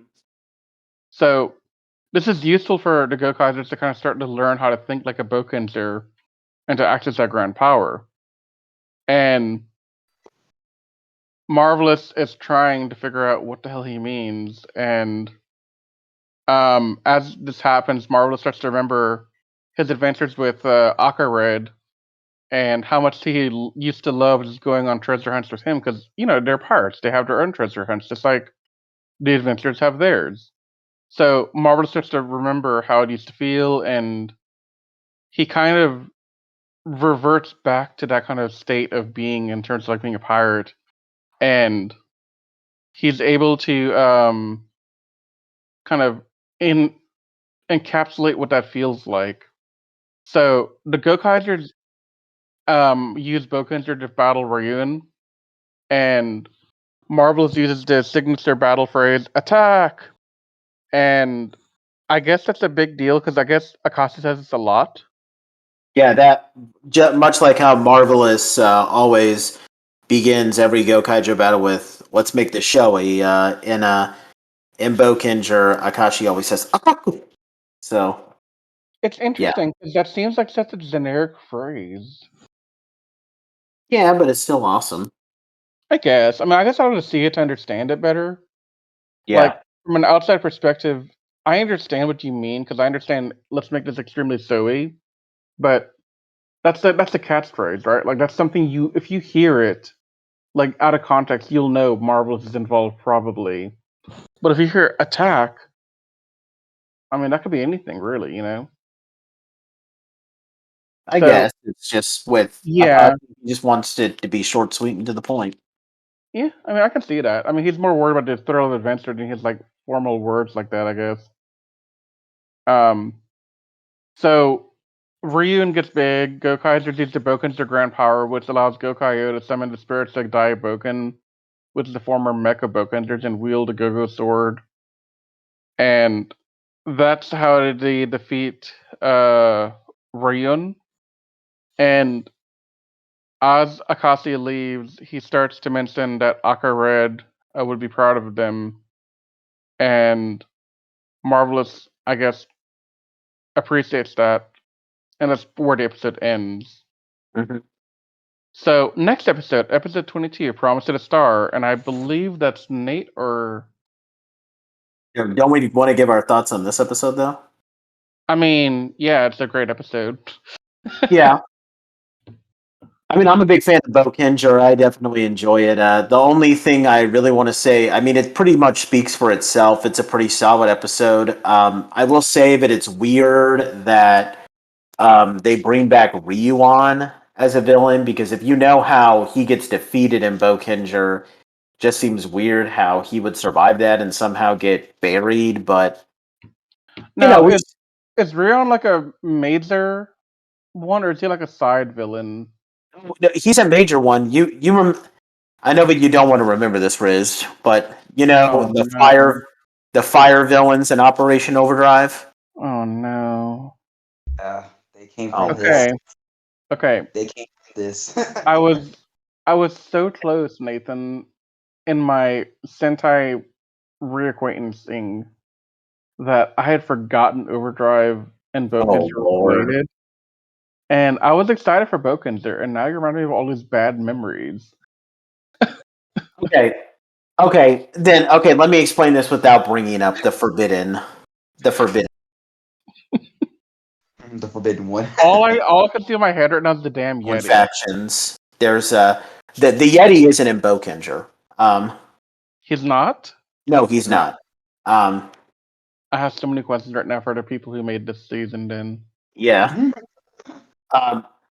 He was the leader of one of the main villains, which were like dragon, fire themed villains. okay. Yeah. So they still have factions in Bokenzer. Yeah. Okay. But anyway, the one thing I like is that the message for Marvelous, it's a pretty good Marvelous episode, you know, just to remind him like who he is as a pirate. And I like how it's they do this in a tribute episode for a Sentai that they've already obtained the grand power for. Because if you watched our Go Sager movie review, then you'll know that Akashi was in the Go Sager, Gokaiger crossover movie, and he gave them their grand power. So it's pretty cool. Like, it goes with the message. Like, Marvelous is desperate to get grand powers that they haven't already obtained, but you know, here he is having to help a Sentai Ranger who he has no obligation to help, because it's like, you already gave me what I want, so bye. But you know, so it definitely helps gel with the message. Yeah. What do you think, Anthony? Oh yeah, this was definitely a really good episode. Like I said, I've only watched briefly a few episodes of Bokenger. I think I got all the way up to when the Gokai Silver joined the team, and it was actually still pretty good. So I'm hoping I'm able to. I'll try to finish it soon. Yeah. Hurricanger is good, guys. You should check it out. I know that it was adapted into probably the worst Power Ranger season of all time, which unfortunately makes it even tougher to convince people to watch it. But we'll be reviewing it soon on this channel, hopefully. So We will. yeah, Yeah, it's pretty good. Yeah. Anyway, we're going to move on to episode 22, which is your role, Anthony. So take it away. All right, the next episode is Promise from the Star. Basically in this episode, Guy and Joe basically help a little boy achieve his goal of meeting up with a friend, because I think he moved away from his friend, and he promised him, hey, if we'll try to meet again on this spot, hopefully on the day we promised. And I was like, okay, that's cool. And then this action commander has, I think he was like looking for something to use to attract a meteor, I believe. Yep. Which I don't know how many times they've done that in Sentai, but in Power Rangers, like a meteor heading to Earth is like one of the most overused plots ever. It was done in Power Rangers in Space, it was done in Lightspeed Rescue, and it was done in SPD. That's a pretty overused plot point, I'm not gonna lie. It's been done a lot. Yeah. Yeah, but not a whole lot happens in this episode. This is like one of those filler episodes again. The the two things that you can really be like, oh well, actually three things that actually were like memorable is the fact that again with Guy and Joe transforming into different Sentais without trying to match up to the current one. I know that Joe became Abari Lou from Abba Ranger, and Guy transforms into Dragon Ranger from Zoo Ranger, and he's like, "That's not the same one. Those two different Sentais. Who cares? It's dinosaurs." Hey, The good thing second, it came out back. Good thing it came out back then when there were only 2 dinosaur Sentais, because now there's 4. So right? I would probably have a mental breakdown if they did that today. Ah! Just driving crazy. Yeah. The second thing to remember from this episode is that they do a O Ranger transformation alongside Die Ranger and Go Sager, and it was pretty cool attack because they did. I know the O Ranger when they did transform the O Ranger, they did that cool. It's supposed to be like a Fire Ranger attack, but they did it in O Ranger. But since Yeah. Guy was with them, they decided, oh, we'll just make it to the first six team attack for this one, and it looked really cool. And I was like, oh wow! I remember that they did this in O Ranger when I first watched it, and just doing it with King Ranger there is just kind of like wow, that's how it would look if it was all 6 of them together. Mm-hmm. And the third thing to remember is that Guy used his drill to pierce the heavens and destroy the meteorite. Well, there's That was other ways there's weirder ways to stop a meteor. right. If you guess when you guys were wondering, that was a quote from Gurren Lagann, the mecha anime that also involved robots and drills. So check that anime out if you haven't. All I want to say is that this is probably, and I don't think I'm saying this prematurely. I think that this will apply even when we're done with this Gokaiger review series. This is probably my least favorite episode of the whole show. I don't hate it. I mean, it's not bad, but Don't honestly, I don't it's blame. it's boring. I Yeah, mean, and it's a Joe episode technically because Joe is like the main character, and you would think like how could that be possible? Because like literally in the first episode of this series, I said that Joe is my favorite Gokaiger. If you're gonna do a filler, I don't mind filler episodes. I don't mind filler episodes, but most of the time, I think filler. If you're gonna do filler episodes, they should be used to like expand upon characters that you may not expand upon when you're actually doing real story episodes. If you're going to do something like that with Joe, can we get another episode with him and his relationship with Barizorg and him trying to figure out how to save his friend Sid? I mean, it just I don't know. I mean, it was good action. I love the final battle with the monster, and the monster's design is pretty cool. But as far as the story is concerned, like if you're watching Gokaiger, this is like one episode where you could skip it and you would absolutely lose nothing in the right. show. Again, I don't hate it. There's like this episode is better than every season than every episode from Power Rangers Megaforce. Um, but it's still pretty boring. What do you think, Riz? I mean, it's not bad. It's just not the most memorable. Like when I saw the episode title, even just now when I was passing up to Anthony, I had no idea what this episode was even about. I had no memory. Mhm. So yeah, it was not the most memorable, but I wouldn't say it was like bad. No. it just didn't have anything that was like plot relevant. I know fillers aren't supposed to, but even then, there's a certain level of like, you can do something. Like I said, if you want to do a Joe episode and have it revolve around him and Barry's org again, It'd be like, nice. It'd be nice, yeah. wouldn't it? yeah. Well, anyway, we just literally zipped past that episode. We're going to move on to episode 23, which is called People's Lives Are the Future, which is the GoGo5 tribute episode. The GoGo5, which GoGo5 is the Sentai counterpart for Lightspeed Rescue. Mm-hmm. So as this episode begins, Navi gives a clue to the Gokaigers that they have to help other people in order to find a grand power, which confuses even Guy because all the Sentai help people.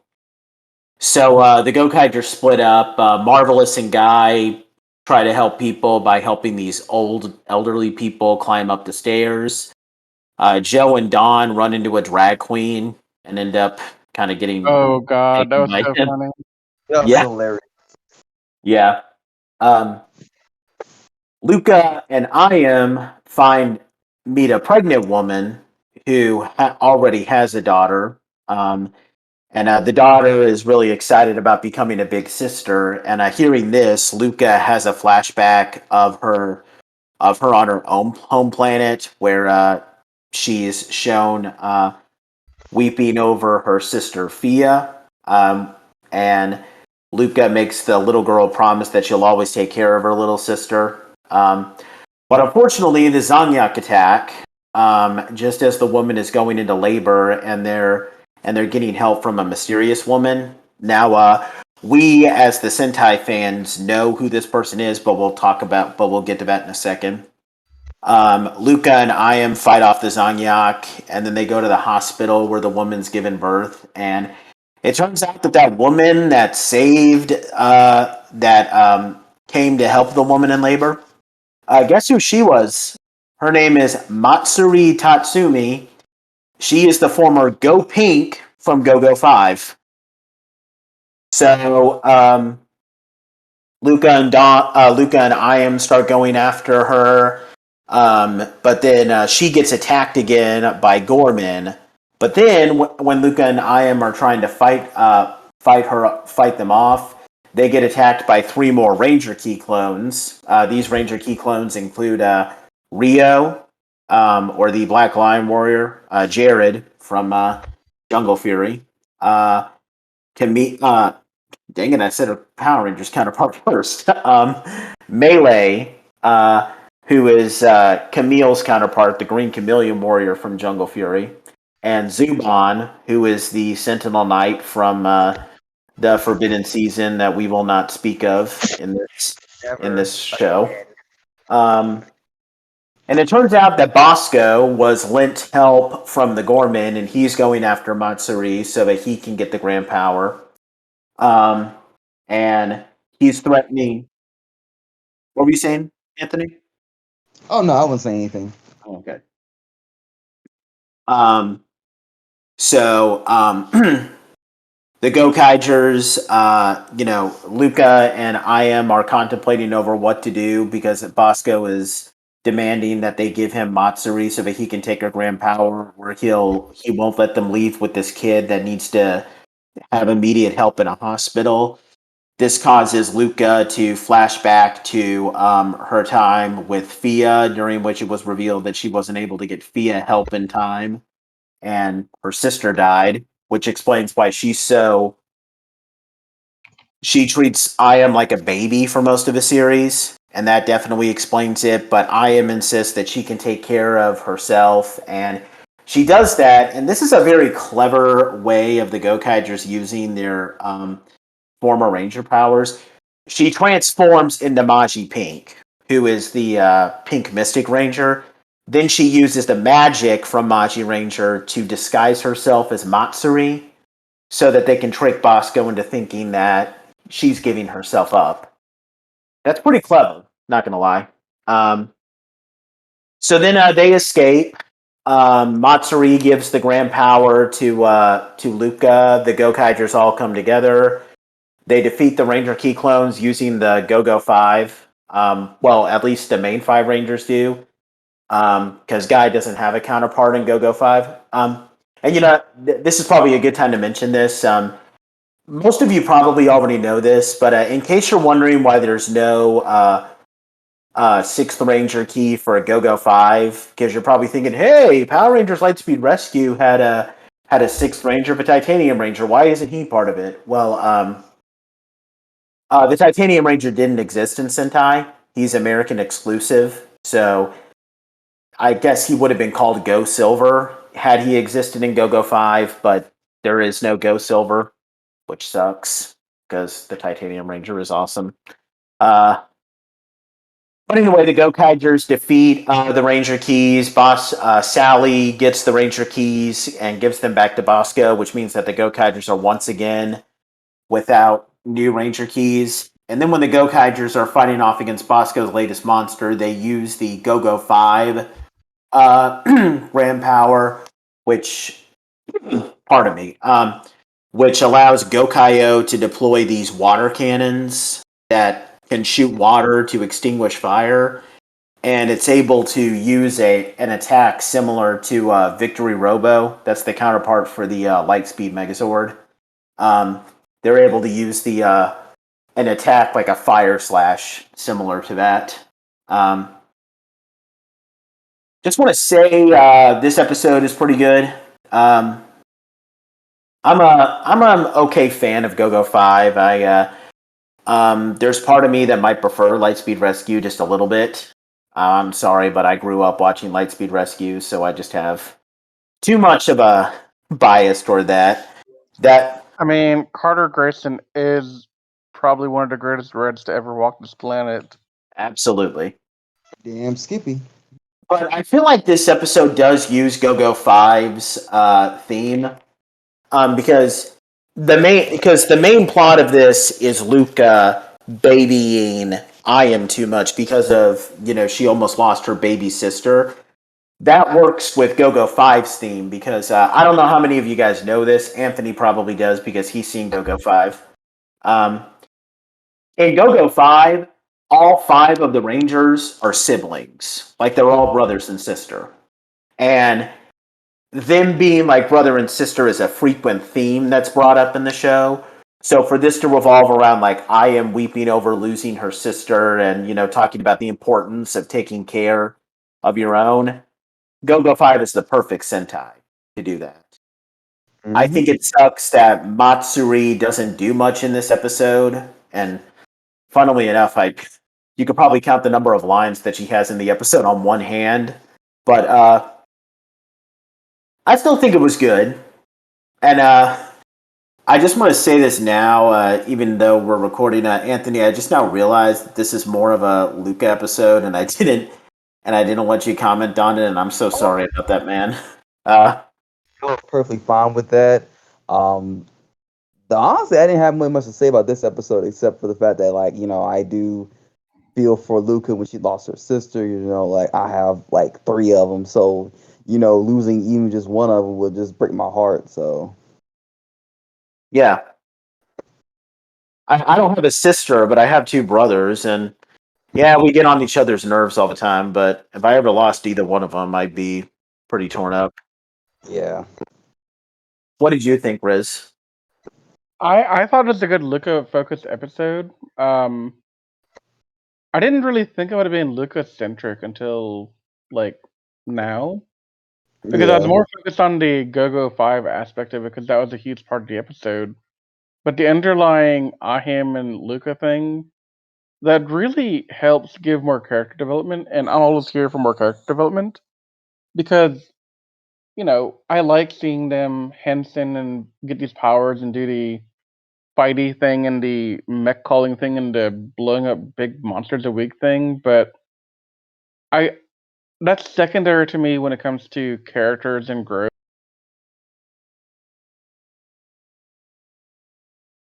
and giving her a reason to be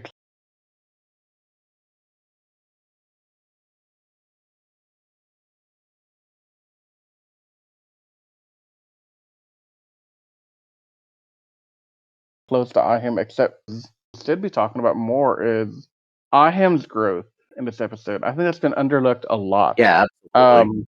Because Ahim, when we first meet her, she's this dainty princess that, she can fight. She's a pirate. But if you ask my opinion in the first 20 episodes, if I had to rate them by weakest Gokaiser, I would say it's a huge toss-up between Dawn and Ihim.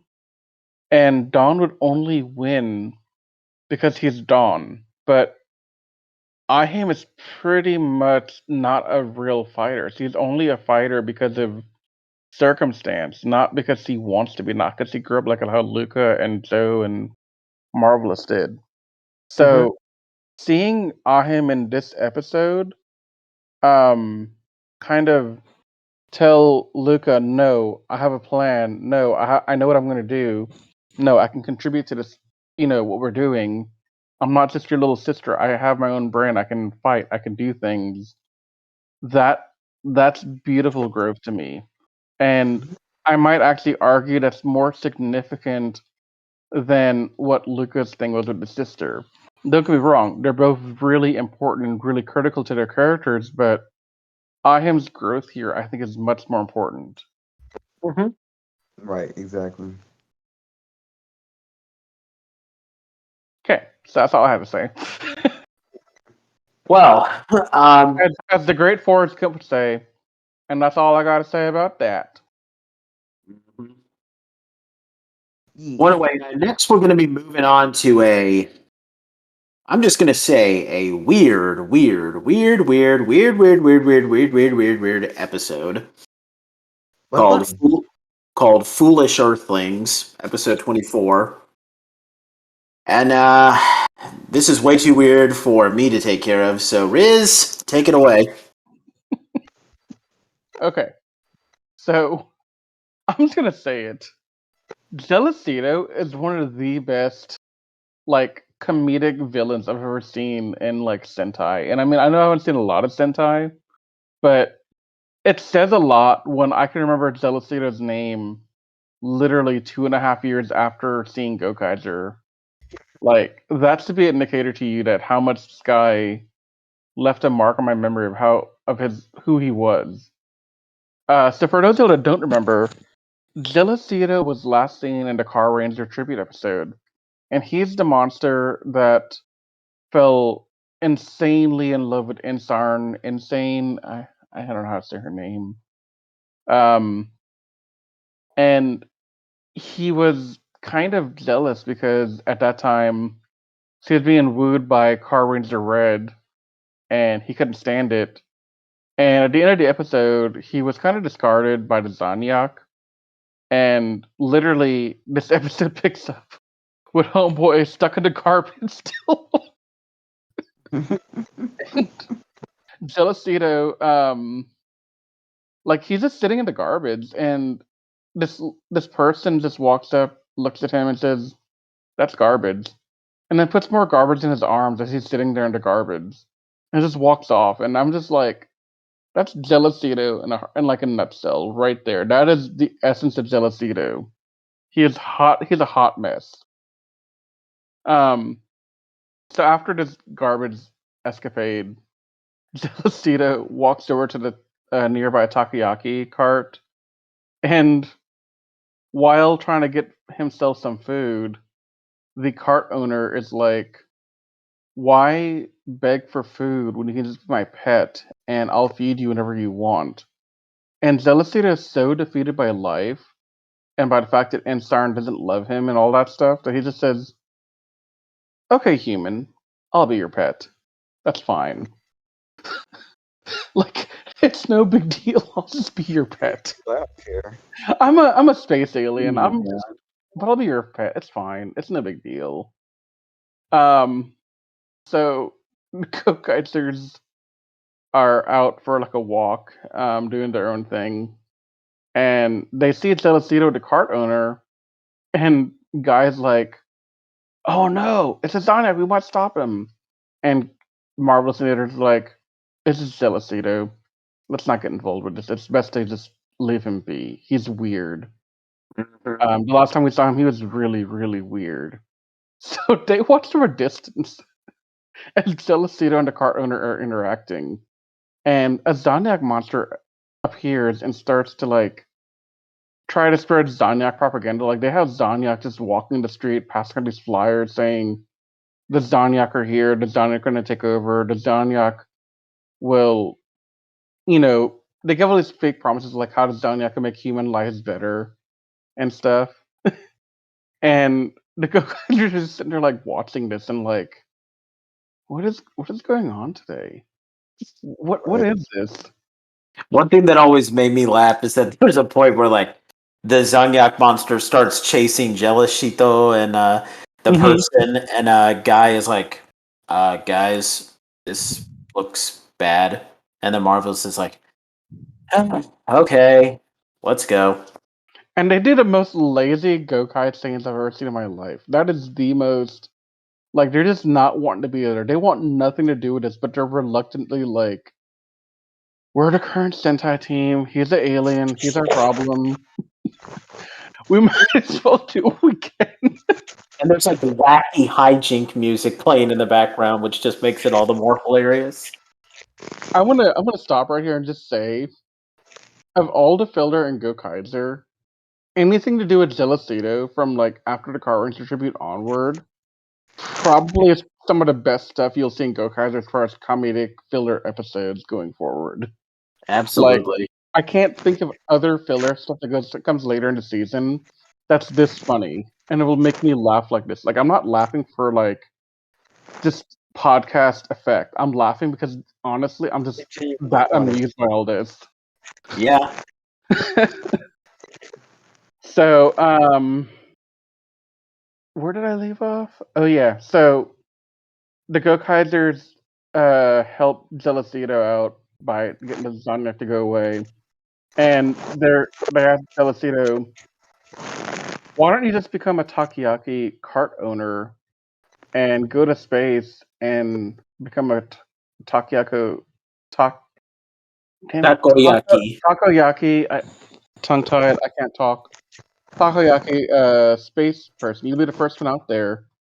And it turns out the woman who dumped garbage on Gelicito earlier is the cart owner's mother, and Steve refuses to teach Gelicito her art of making takoyaki, and because she has a prejudice against aliens, and the Zonyaks appear again, and they want to fight, and the Gokaizers, like they're all in the house of the mom, and the Gokaizers are trying to intervene with the mom and Zelicita to help him get his car and to learn the technique from her.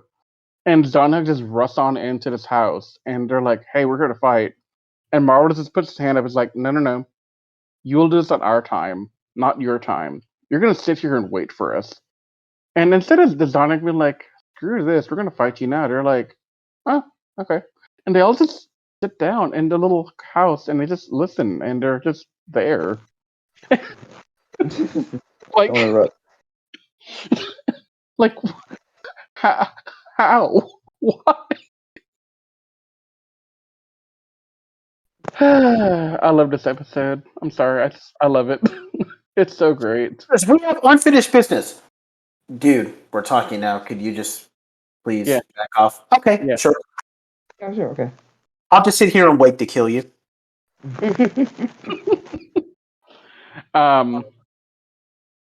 So they just put on standby, and Zelicito, out of rage, just gets mad about what the moms think about him. And during the fight that ensues from that, Zelicito ends up saving the mother during the Zodiac fight, and before like dying, before they realize he's not dying, she decides, yes, you're worthy of my recipe and my everything. And the episode ends typical. They call him the Gokaio. They kill the big bad. All that stuff happens.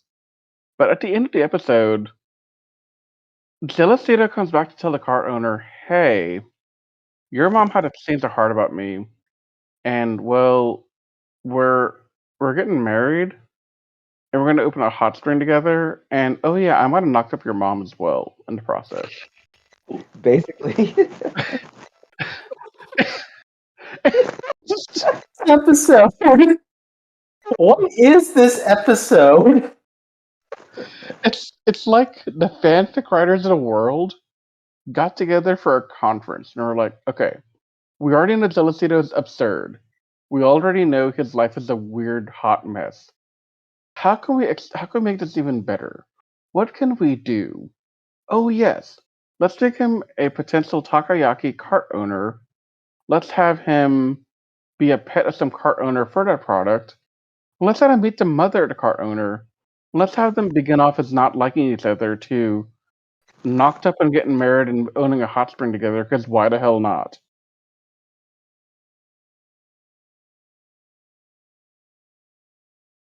Still a better love story than Twilight. Yes, I was just about Is to say that. is it though? Anything is better than I mean, Twilight. you're right, it is, but like Celestino, man, he's the aces in my book. Yeah. So that's that, and now we get to the cool. Well, we're gonna let Nathan and Anthony give more thoughts on what they think before we could jump on episode 25 and 6. I don't think So- there's much else to say. This episode is just weird. It's one of those filler episodes, but if they were gonna go all out just to make this episode weird, you succeeded, guys. You outdid yourself. A little bit, That's all I'm gonna say. yeah. What about you, Anthony? Pretty much y'all both said what I was literally going to say. So, honestly, this was the funniest episode to date. So, I mean, I I'm got- sitting there at like 2 o'clock in the morning watching this, just laughing my ass off. right. All right. I think I'm next for episode 25, Pirates and Ninjas Part 1. Yep. All right. So, now that we've gotten the hilarity out of our systems about Zelicido and his absurd life, Anthony, your mic is acting up a lot, bro. Oh, it is. How long has it been acting up? It just started making noise. Does Speak it now? sound better now, or A little bit, yeah. okay? I can live with it. I'm using my phone because I decided not to use my laptop. Okay. Okay, Sorry anyway, for those so technical difficulties, guys. yeah, it happens. Okay, so for episode 25, Pirates and Ninjas, this is a 2-part tribute episode for Hurricanger. Episode 25 is part 1, episode 26 will be part 2. I have the honor of talking about part 1, and these two will talk about part 2. Anyway, let's get down to business to not defeat the Huns, but talk about Pirates and Ninjas. So this episode begins with Guy holding class, and his class is teaching the Gokaigers about Sentai history. So he's made up like a whole book. He's got charts, he's got diagrams, he's got all this information on stuff, and he passed out these books and pamphlets to everyone. And in the beginning, the Gokaigers were like, wow, I didn't know this particular team could do that. Nondescriptly not saying what team and what they could do, but just showing that they actually have some interest in learning this stuff to a little degree. And at some point, Marvelous Zoe and Luca are like, you know what? This is too much. Guys talk about giving us homework and tests and all this stuff, and we're gonna peace out. And I mean, it's not a bad thing the guy was trying to do. He was literally just being like, "Hey, here are the grand powers we've collected so far." Recapping how we got each one of them. So he's saying like how we got the Monster Ranger power, how we got Deca Ranger, and how we got a bunch of them at the 199 battle movie thing. But they just bailed out and said, you know what? We're gonna go get some ice cream. Also, just so that we have a head count going where we are right now, we're at the point where we have 22 grand powers and we need 12 more to go. That's important because that just shows how close to the end we are now. So, with that said, the group is out getting, I think, ice cream it was, and the newest Zanyak action commanders are Sandero Jr. and Satarakaru Jr., who are both space ninjas and the sons of the former Hurricanger villains.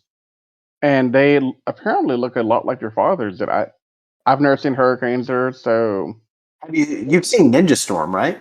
oh yeah, of course. But I mean, like, I don't know how much that stuff translates over or not. So yeah, I understand. Like, But the suits for them were also used in Ninja Storm. yeah, The shark guy Vexicus, and then I think the Sadarakuru's counterpart's name was Shimazu. Yeah. yeah.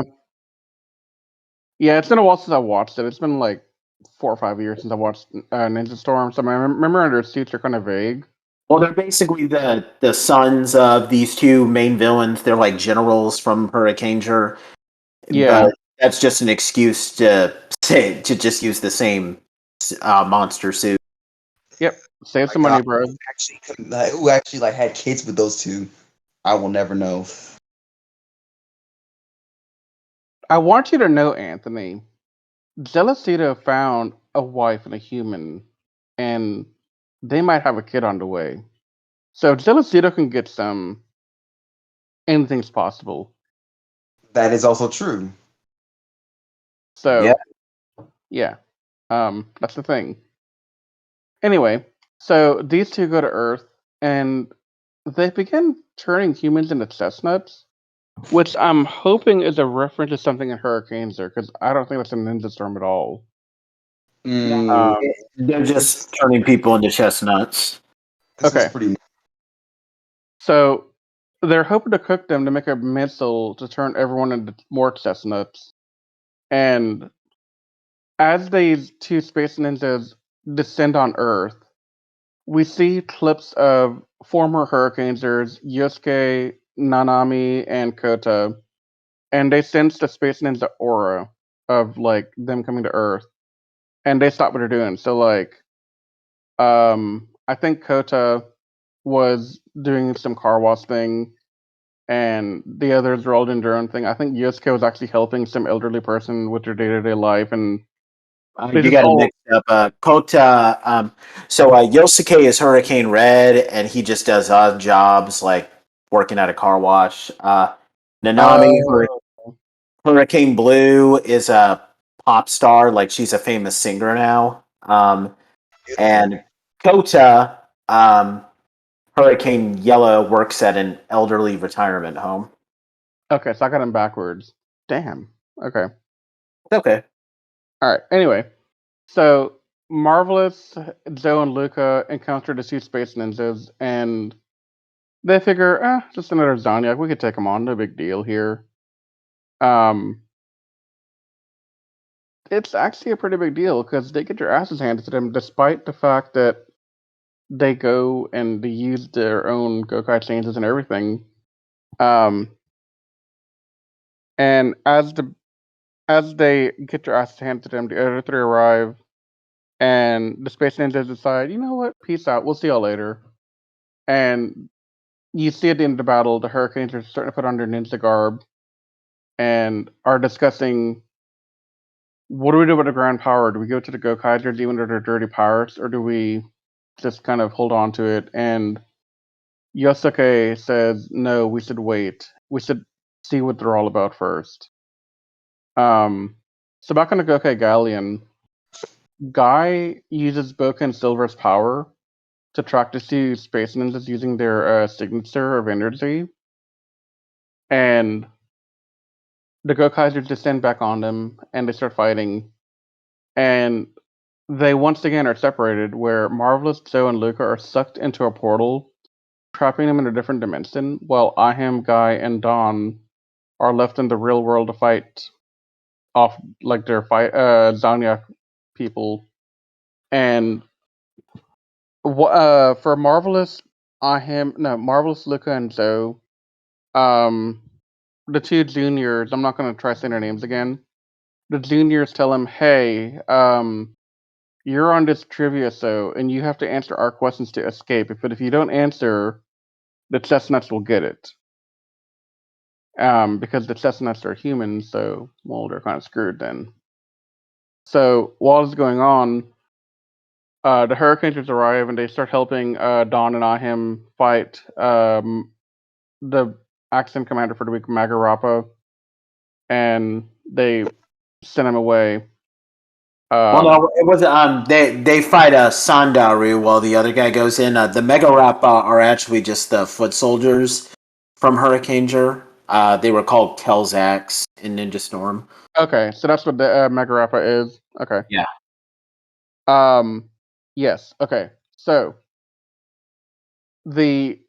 as they get the Magarapa to go away, they're faced with a question of, we need to give the 3 ninja keys back to these guys so they can go into the dimension and rescue our comrades, because unfortunately they're not trained enough into Hurricanes or Grand Power or even like what Hurricanes is all about to even try to go into Portal and survive. They'd be lost. So they have to give the keys, and Guy's very anti giving the key to the Hurricanes, while Don and Ahim are like, it's fine, we have no choice here, it'll be fine, we have to do this. And so Ahim decides, okay, here's the keys, and the Hurricanes are genuinely surprised. They say, well, why are you doing this? And she said, we don't have time to fight, we can't squabble among ourselves, and also, even if you don't get back the keys at the end of all this, we'll just take them back from you anyway because we're pirates and we do that.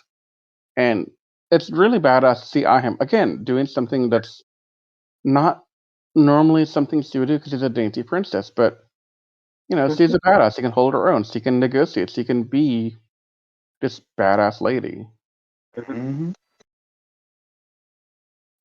So yeah, sorry for the mix up on names. Hurricanes are kind of foreign to me. It's cool. But yeah. We'll be reviewing that soon too. Yeah. One way, Anthony is going to help me with this second part. Basically, it picks up right from where the last part left off, where the Hurricangers, they get their Ranger keys and they're able to transform again. They enter the other dimension with where Sadarakura is asking all these questions to Marvelous Joe and Luca, where if they don't answer correct, then they'll just get tortured.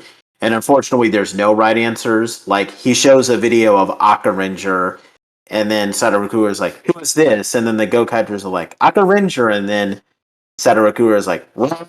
It's actually me dressed up as Hurricanger.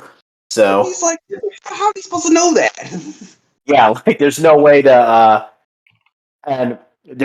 convince him.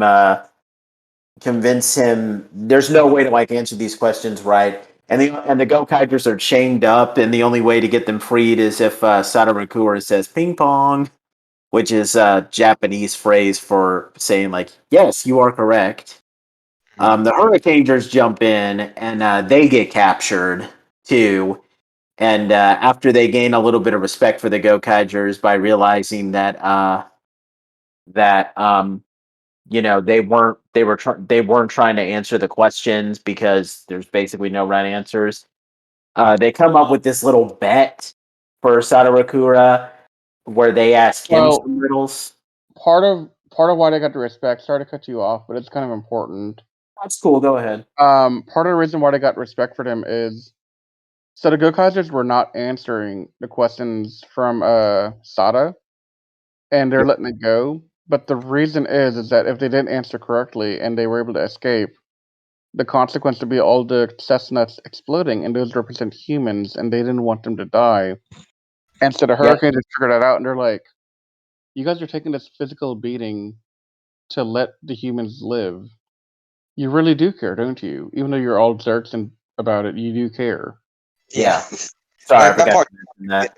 He's like, I don't like you guys, but I respect you guys. Oh, that part was amazing to me. Uh-huh. It's true They Gokai fashion. So the three Hurricangers ask Sada a couple of riddles, which is funny. It really depends. The riddles are actually different depending on what subbing companies you use, because unfortunately, riddles may not make sense in Japanese. In the same way that they would make sense in English. So there's one subbing company where they just try to come up with their own riddles that kind of make sense in the context. But the one that I watched, which was TV Nihon, literally translates what they're doing. And what's funny is that I actually watched this episode with my girlfriend so that she could kind of translate some of it for me. Like, for example, Kota asks, his riddle is, what kind of food does Papa hate? And the answer is papaya, because apparently, so Papa, because, for Papa, and then the whole, like, Iya, papaya. Apparently, Iya means no, I don't like that, no, in Japanese. So it's kind of like a pun, like Papa, Iya. So, Surprised I actually got this one right. When I was watching the episode, I was trying to guess what was the answer to some of the questions, and I actually got some of these right. I did guess papaya. I was like, papaya. yeah. But a long story short, they trick, basically, they say, like, they ask Sadarakura, like, hey, what sport do you play when you, like, have to hit, like, a small white plastic ball? And then Sadarakura says, ping pong! And that causes them to get released, and then they get freed from the dimension, and during which we get to the scene that Riz and Anthony mentioned, where Yosuke admits, yeah, I don't like the Gokaigers, but I guess you're kind of cool. Yeah. You know what, Anthony? I'm gonna let you take over the rest of this episode.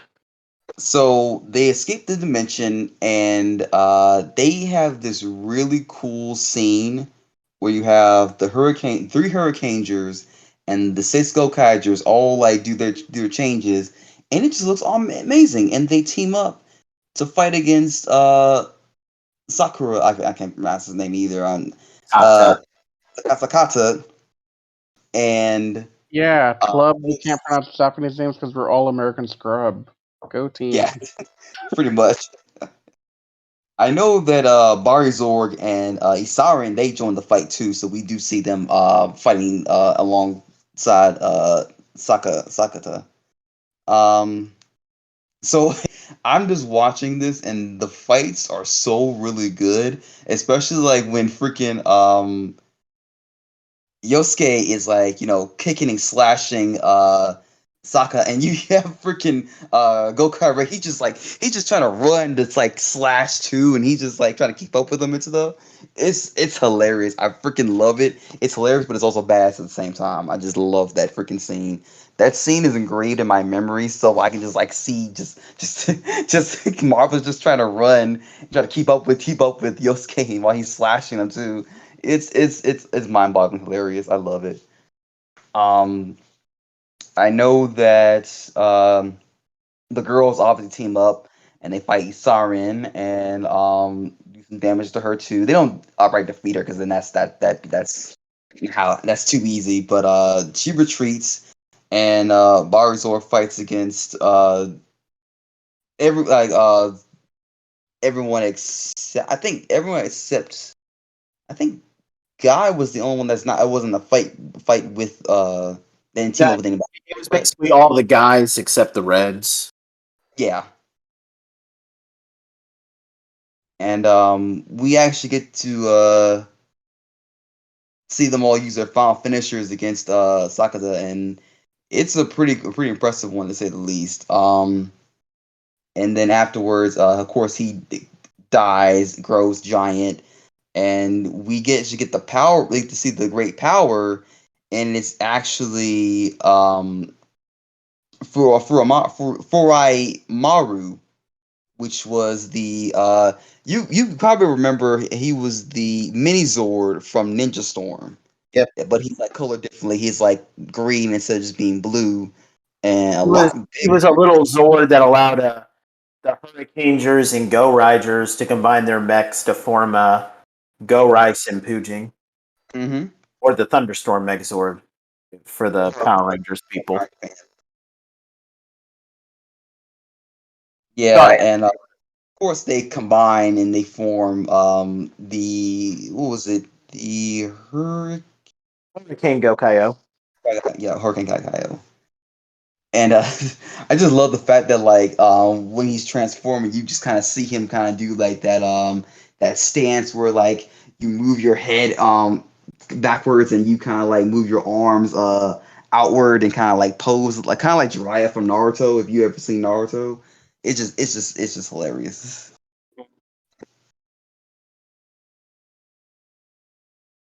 And so With like that, go ahead, Anthony. I'm sorry. so the Gokaigers used their finishing move, which was the Gokai Furai attack, which is basically Furai Maru just clones himself and a whole bunch of clones, and they just attack Sakata about a bunch of different times and ultimately defeat him. You can take it away right for the rest of his Nate. Well, that's pretty much the entire episode. Yeah, there's nothing left. You did it. Yeah. Good job. Thank you. So this Oh, is probably the now. Obviously, this episode has some unfair advantages because it was able to get all three of the main Rangers. I mean, okay, sure, we could say like, oh, they didn't get the Go Riders and Hurricanger, but whatever. This might be the best tribute episode just because it has the merit of being like an actual team up episode. And a fun fact, this is actually the first team up episode for Sentai to ever air on TV. Because all the crossovers previously were movies. Like, there was never a team up episode in the series proper, even though that's always been the case in Power Rangers. So, yeah, it's awesome how we get a tribute episode where in the show proper, where a team is able to temporarily regain their powers. It's awesome seeing the Hurricangers do their little pose. Again, they play the Hurricanger theme song during the battle, which is awesome.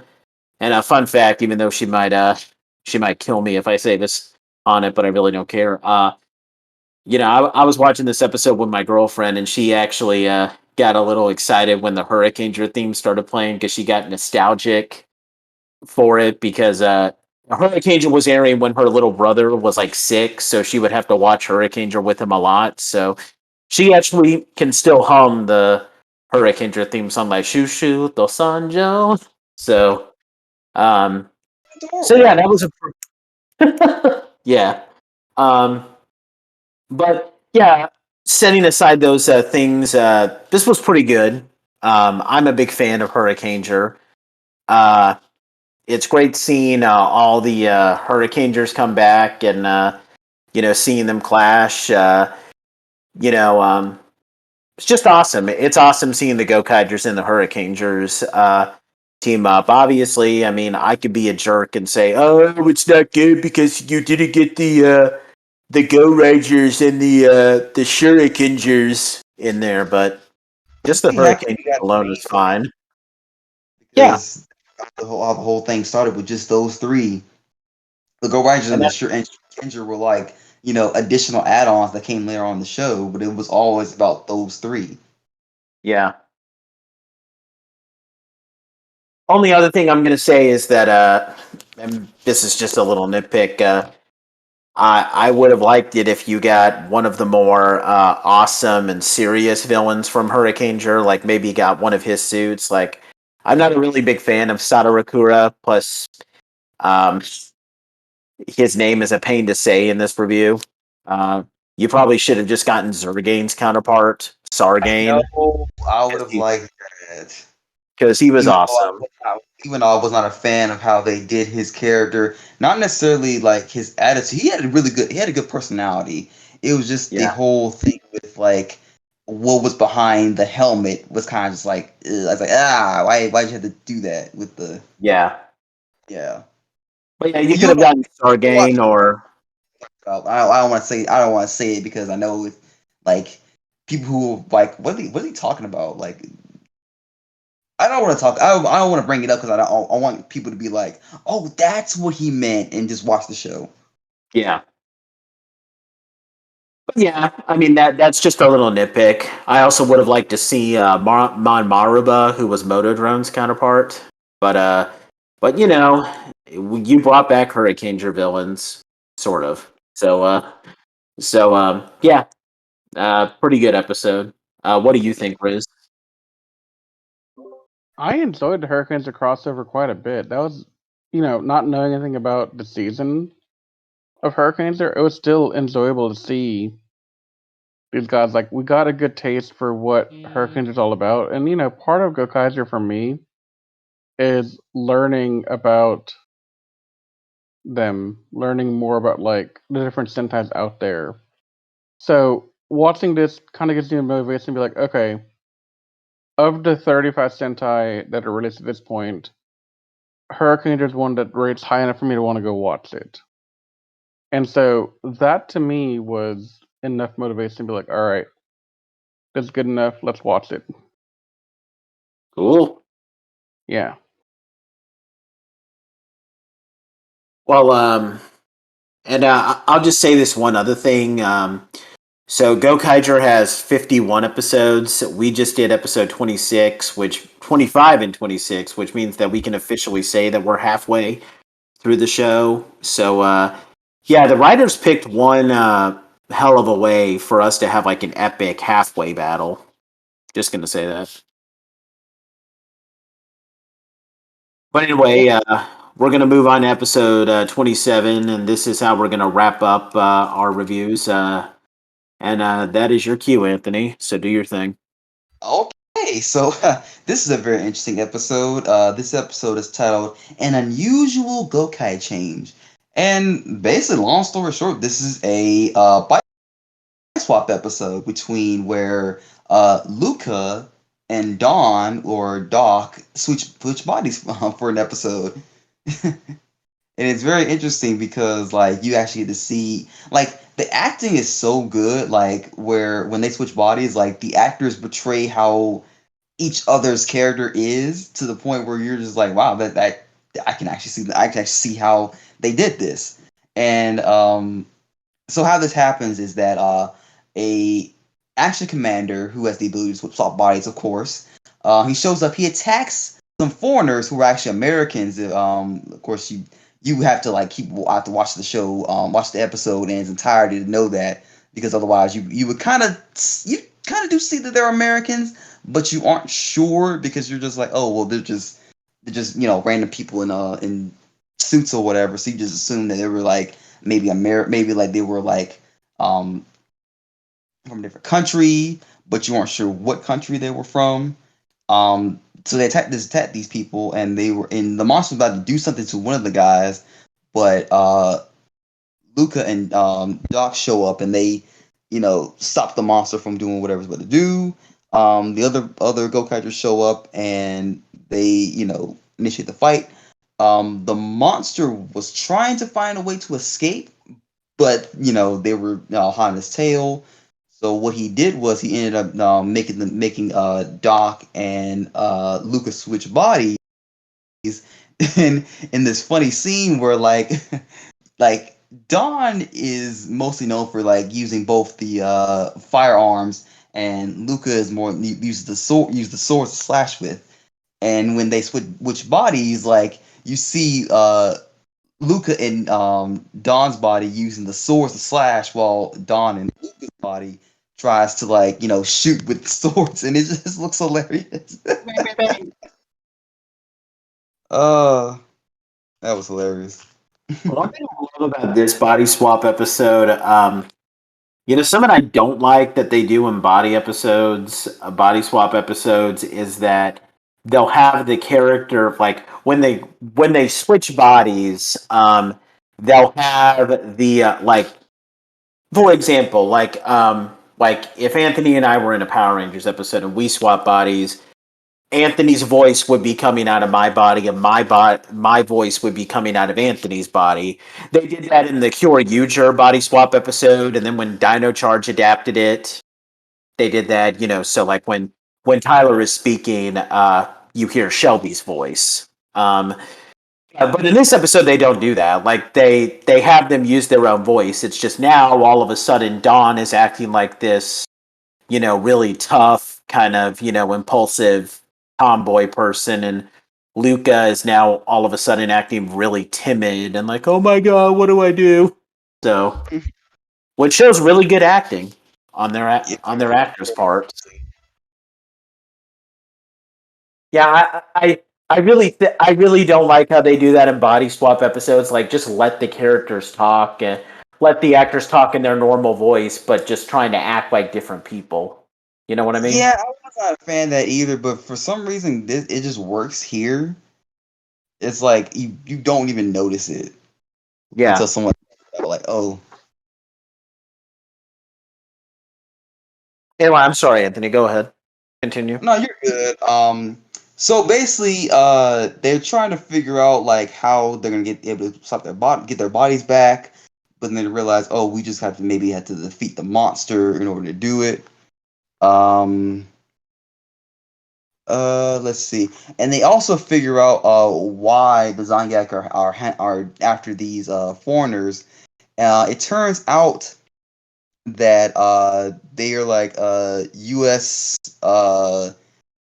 Ambassadors, I believe, and they actually want to use the monster to swap bodies with one of their minions and basically get into the UN and basically kind of like trick Earth and trick Earth and everybody else in on Earth to basically surrender to Zanyak and have Zanyak rule without even like lifting a finger. So it's like world conquest without even like trying to dominate the hard way. They're doing it the easier way by decreasing the the defense of the of people of Earth. And which is actually kind of a smart idea if you think about it. It's like wow, like go ahead, Zanyak, for actually thinking outside the box. Yeah, absolutely. And what else that ends up happening is that Luca and Dawn actually are like kind of like wow, like we, you know, this is what they realize that they're just like Luke like Dawn was trying so hard to like not do anything to to mess with her body, and Dawn just I mean Luca and Dawn's body kind of realizes that, and she's kind of like, oh well, thank you for like taking care of my body, and such.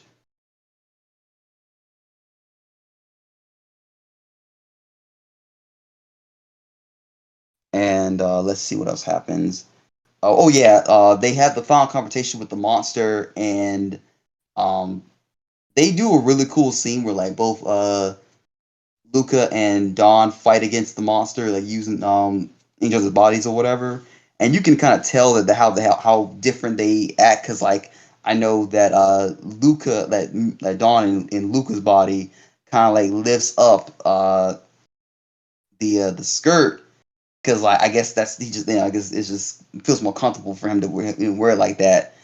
And they defeat the monster, and next thing, and like of course they got their bodies back, and they're like, oh my god, my body's back, like yeah. And then of course it's back to the usual routine of them being back to the usual normal selves. Trying to think what else happened. Oh yeah, they used Gokai Furai O to fight against the monster, defeat it, and oh yeah, Dawn back in his old body tries to flirt with the girls that Lucas saved in his body, but like they're just like, oh, this is the same guy from earlier, and they're just kind of like turned off by him because he's not acting the same as he did earlier in the episode, which is of course hilarious, but I kind of feel bad for him though. Mm-hmm. Overall, it was a good episode. Like it was also very hilarious too. Just seeing how the two are with each other's bodies and stuff. Yeah, pretty. I think what makes this episode is just seeing Luca and Don's actors. Sorry, act completely out of character. Just shows how talented they are. Right. You know, other than that, it's just a pretty standard body swap episode. But like I said, I appreciate that they didn't try to just change up the actors' voices and just let them act like themselves. So I think that's what makes the episode works. Nothing special, but I still liked it. Yeah. What do you think, Riz? It wasn't. It's just a filler episode. It was better than the kids on the bike going up the mountain episode. It was more funny. I like the scene with Don and Luca when Don's like, "I'm in your body. I have to take care of it. I can't just do whatever I Do it. want because it's not my body to do that with. So no, I'm not going to abuse it. I'm not going to go have a party right now." That Yeah. that shows a lot of maturity, and I like that a lot. I really appreciated that, like being a thing. Looking back on it, now I'm actually kind of glad that they didn't have when they adapted this in Super Mega Force. I'm kind of glad that Jake and Gia did not swap bodies because if they did, Oh my Oh god. Lord! Jake definitely abused that damn body. Like, oh my god. Still, Yeah. he's like, I could look at myself naked. I'm like, Oh no. my! Yeah. That is reserved for me and only me. Okay, thanks, bye. Yeah. Okay. Look, Um, man, I'm Sierra like is Jake my wife. God, like I guess they kind of real. I guess the writers kind of realized that like, oh yeah, can't have this dude who's obsessed with this girl, to the point where like he'll stalk her, whenever he gets a chance to in this girl's body because that'd be kind of creepy. yeah. Yeah. So far, yeah, these were all pretty good episodes. We definitely had a lot happen here. We got a bunch of grand powers. We got a new ranger. I'd say Gokaiger is coming along pretty good. What do you guys think? Give me more. Yeah. Give me all of it. It's never enough. Well, that wraps up the episodes that we're going to be taking a look at, guys. We are now officially halfway done with Gokaiger. We're going to be doing 3 more videos. Next time, we are going to be taking a look at episodes 38 through 47. What? Wait, no, What? no, 28 through 28 through 38. I'm sorry. About to say, I think we had a time skip here somewhere. Yeah. Then we're going to be looking at 39 through 47. And then we'll do one last video where we review the final 3-part finale and give our final thoughts. So we got 3 more Gokaiger videos, and then we'll be moving forward with that. Next time, though, we will be doing a brief review on Power Rangers Dino Fury. I hope you guys will join us for that. And yeah, we hope that you guys are enjoying Gokaiger as much as we do. You guys have any closing remarks you want to make? No, I'm good. You Okay. covered it all. Cool. All right. Well, in that case, guys, our treasure hunt, we made good progress. We're going to be taking a bit of a rest from our treasure hunt now. So until next time, we are the Toku Secrets. Please be sure to check us out. If you're not subscribed to our YouTube channel, please subscribe now. Check us out at animesecrets.org. If you're listening to us on iTunes, then we love you down there. Please be sure to check us out also on Facebook, Instagram, and Twitter. And once again, we thank you guys for joining us. And we'll see you next time when we continue our treasure hunt. See you guys.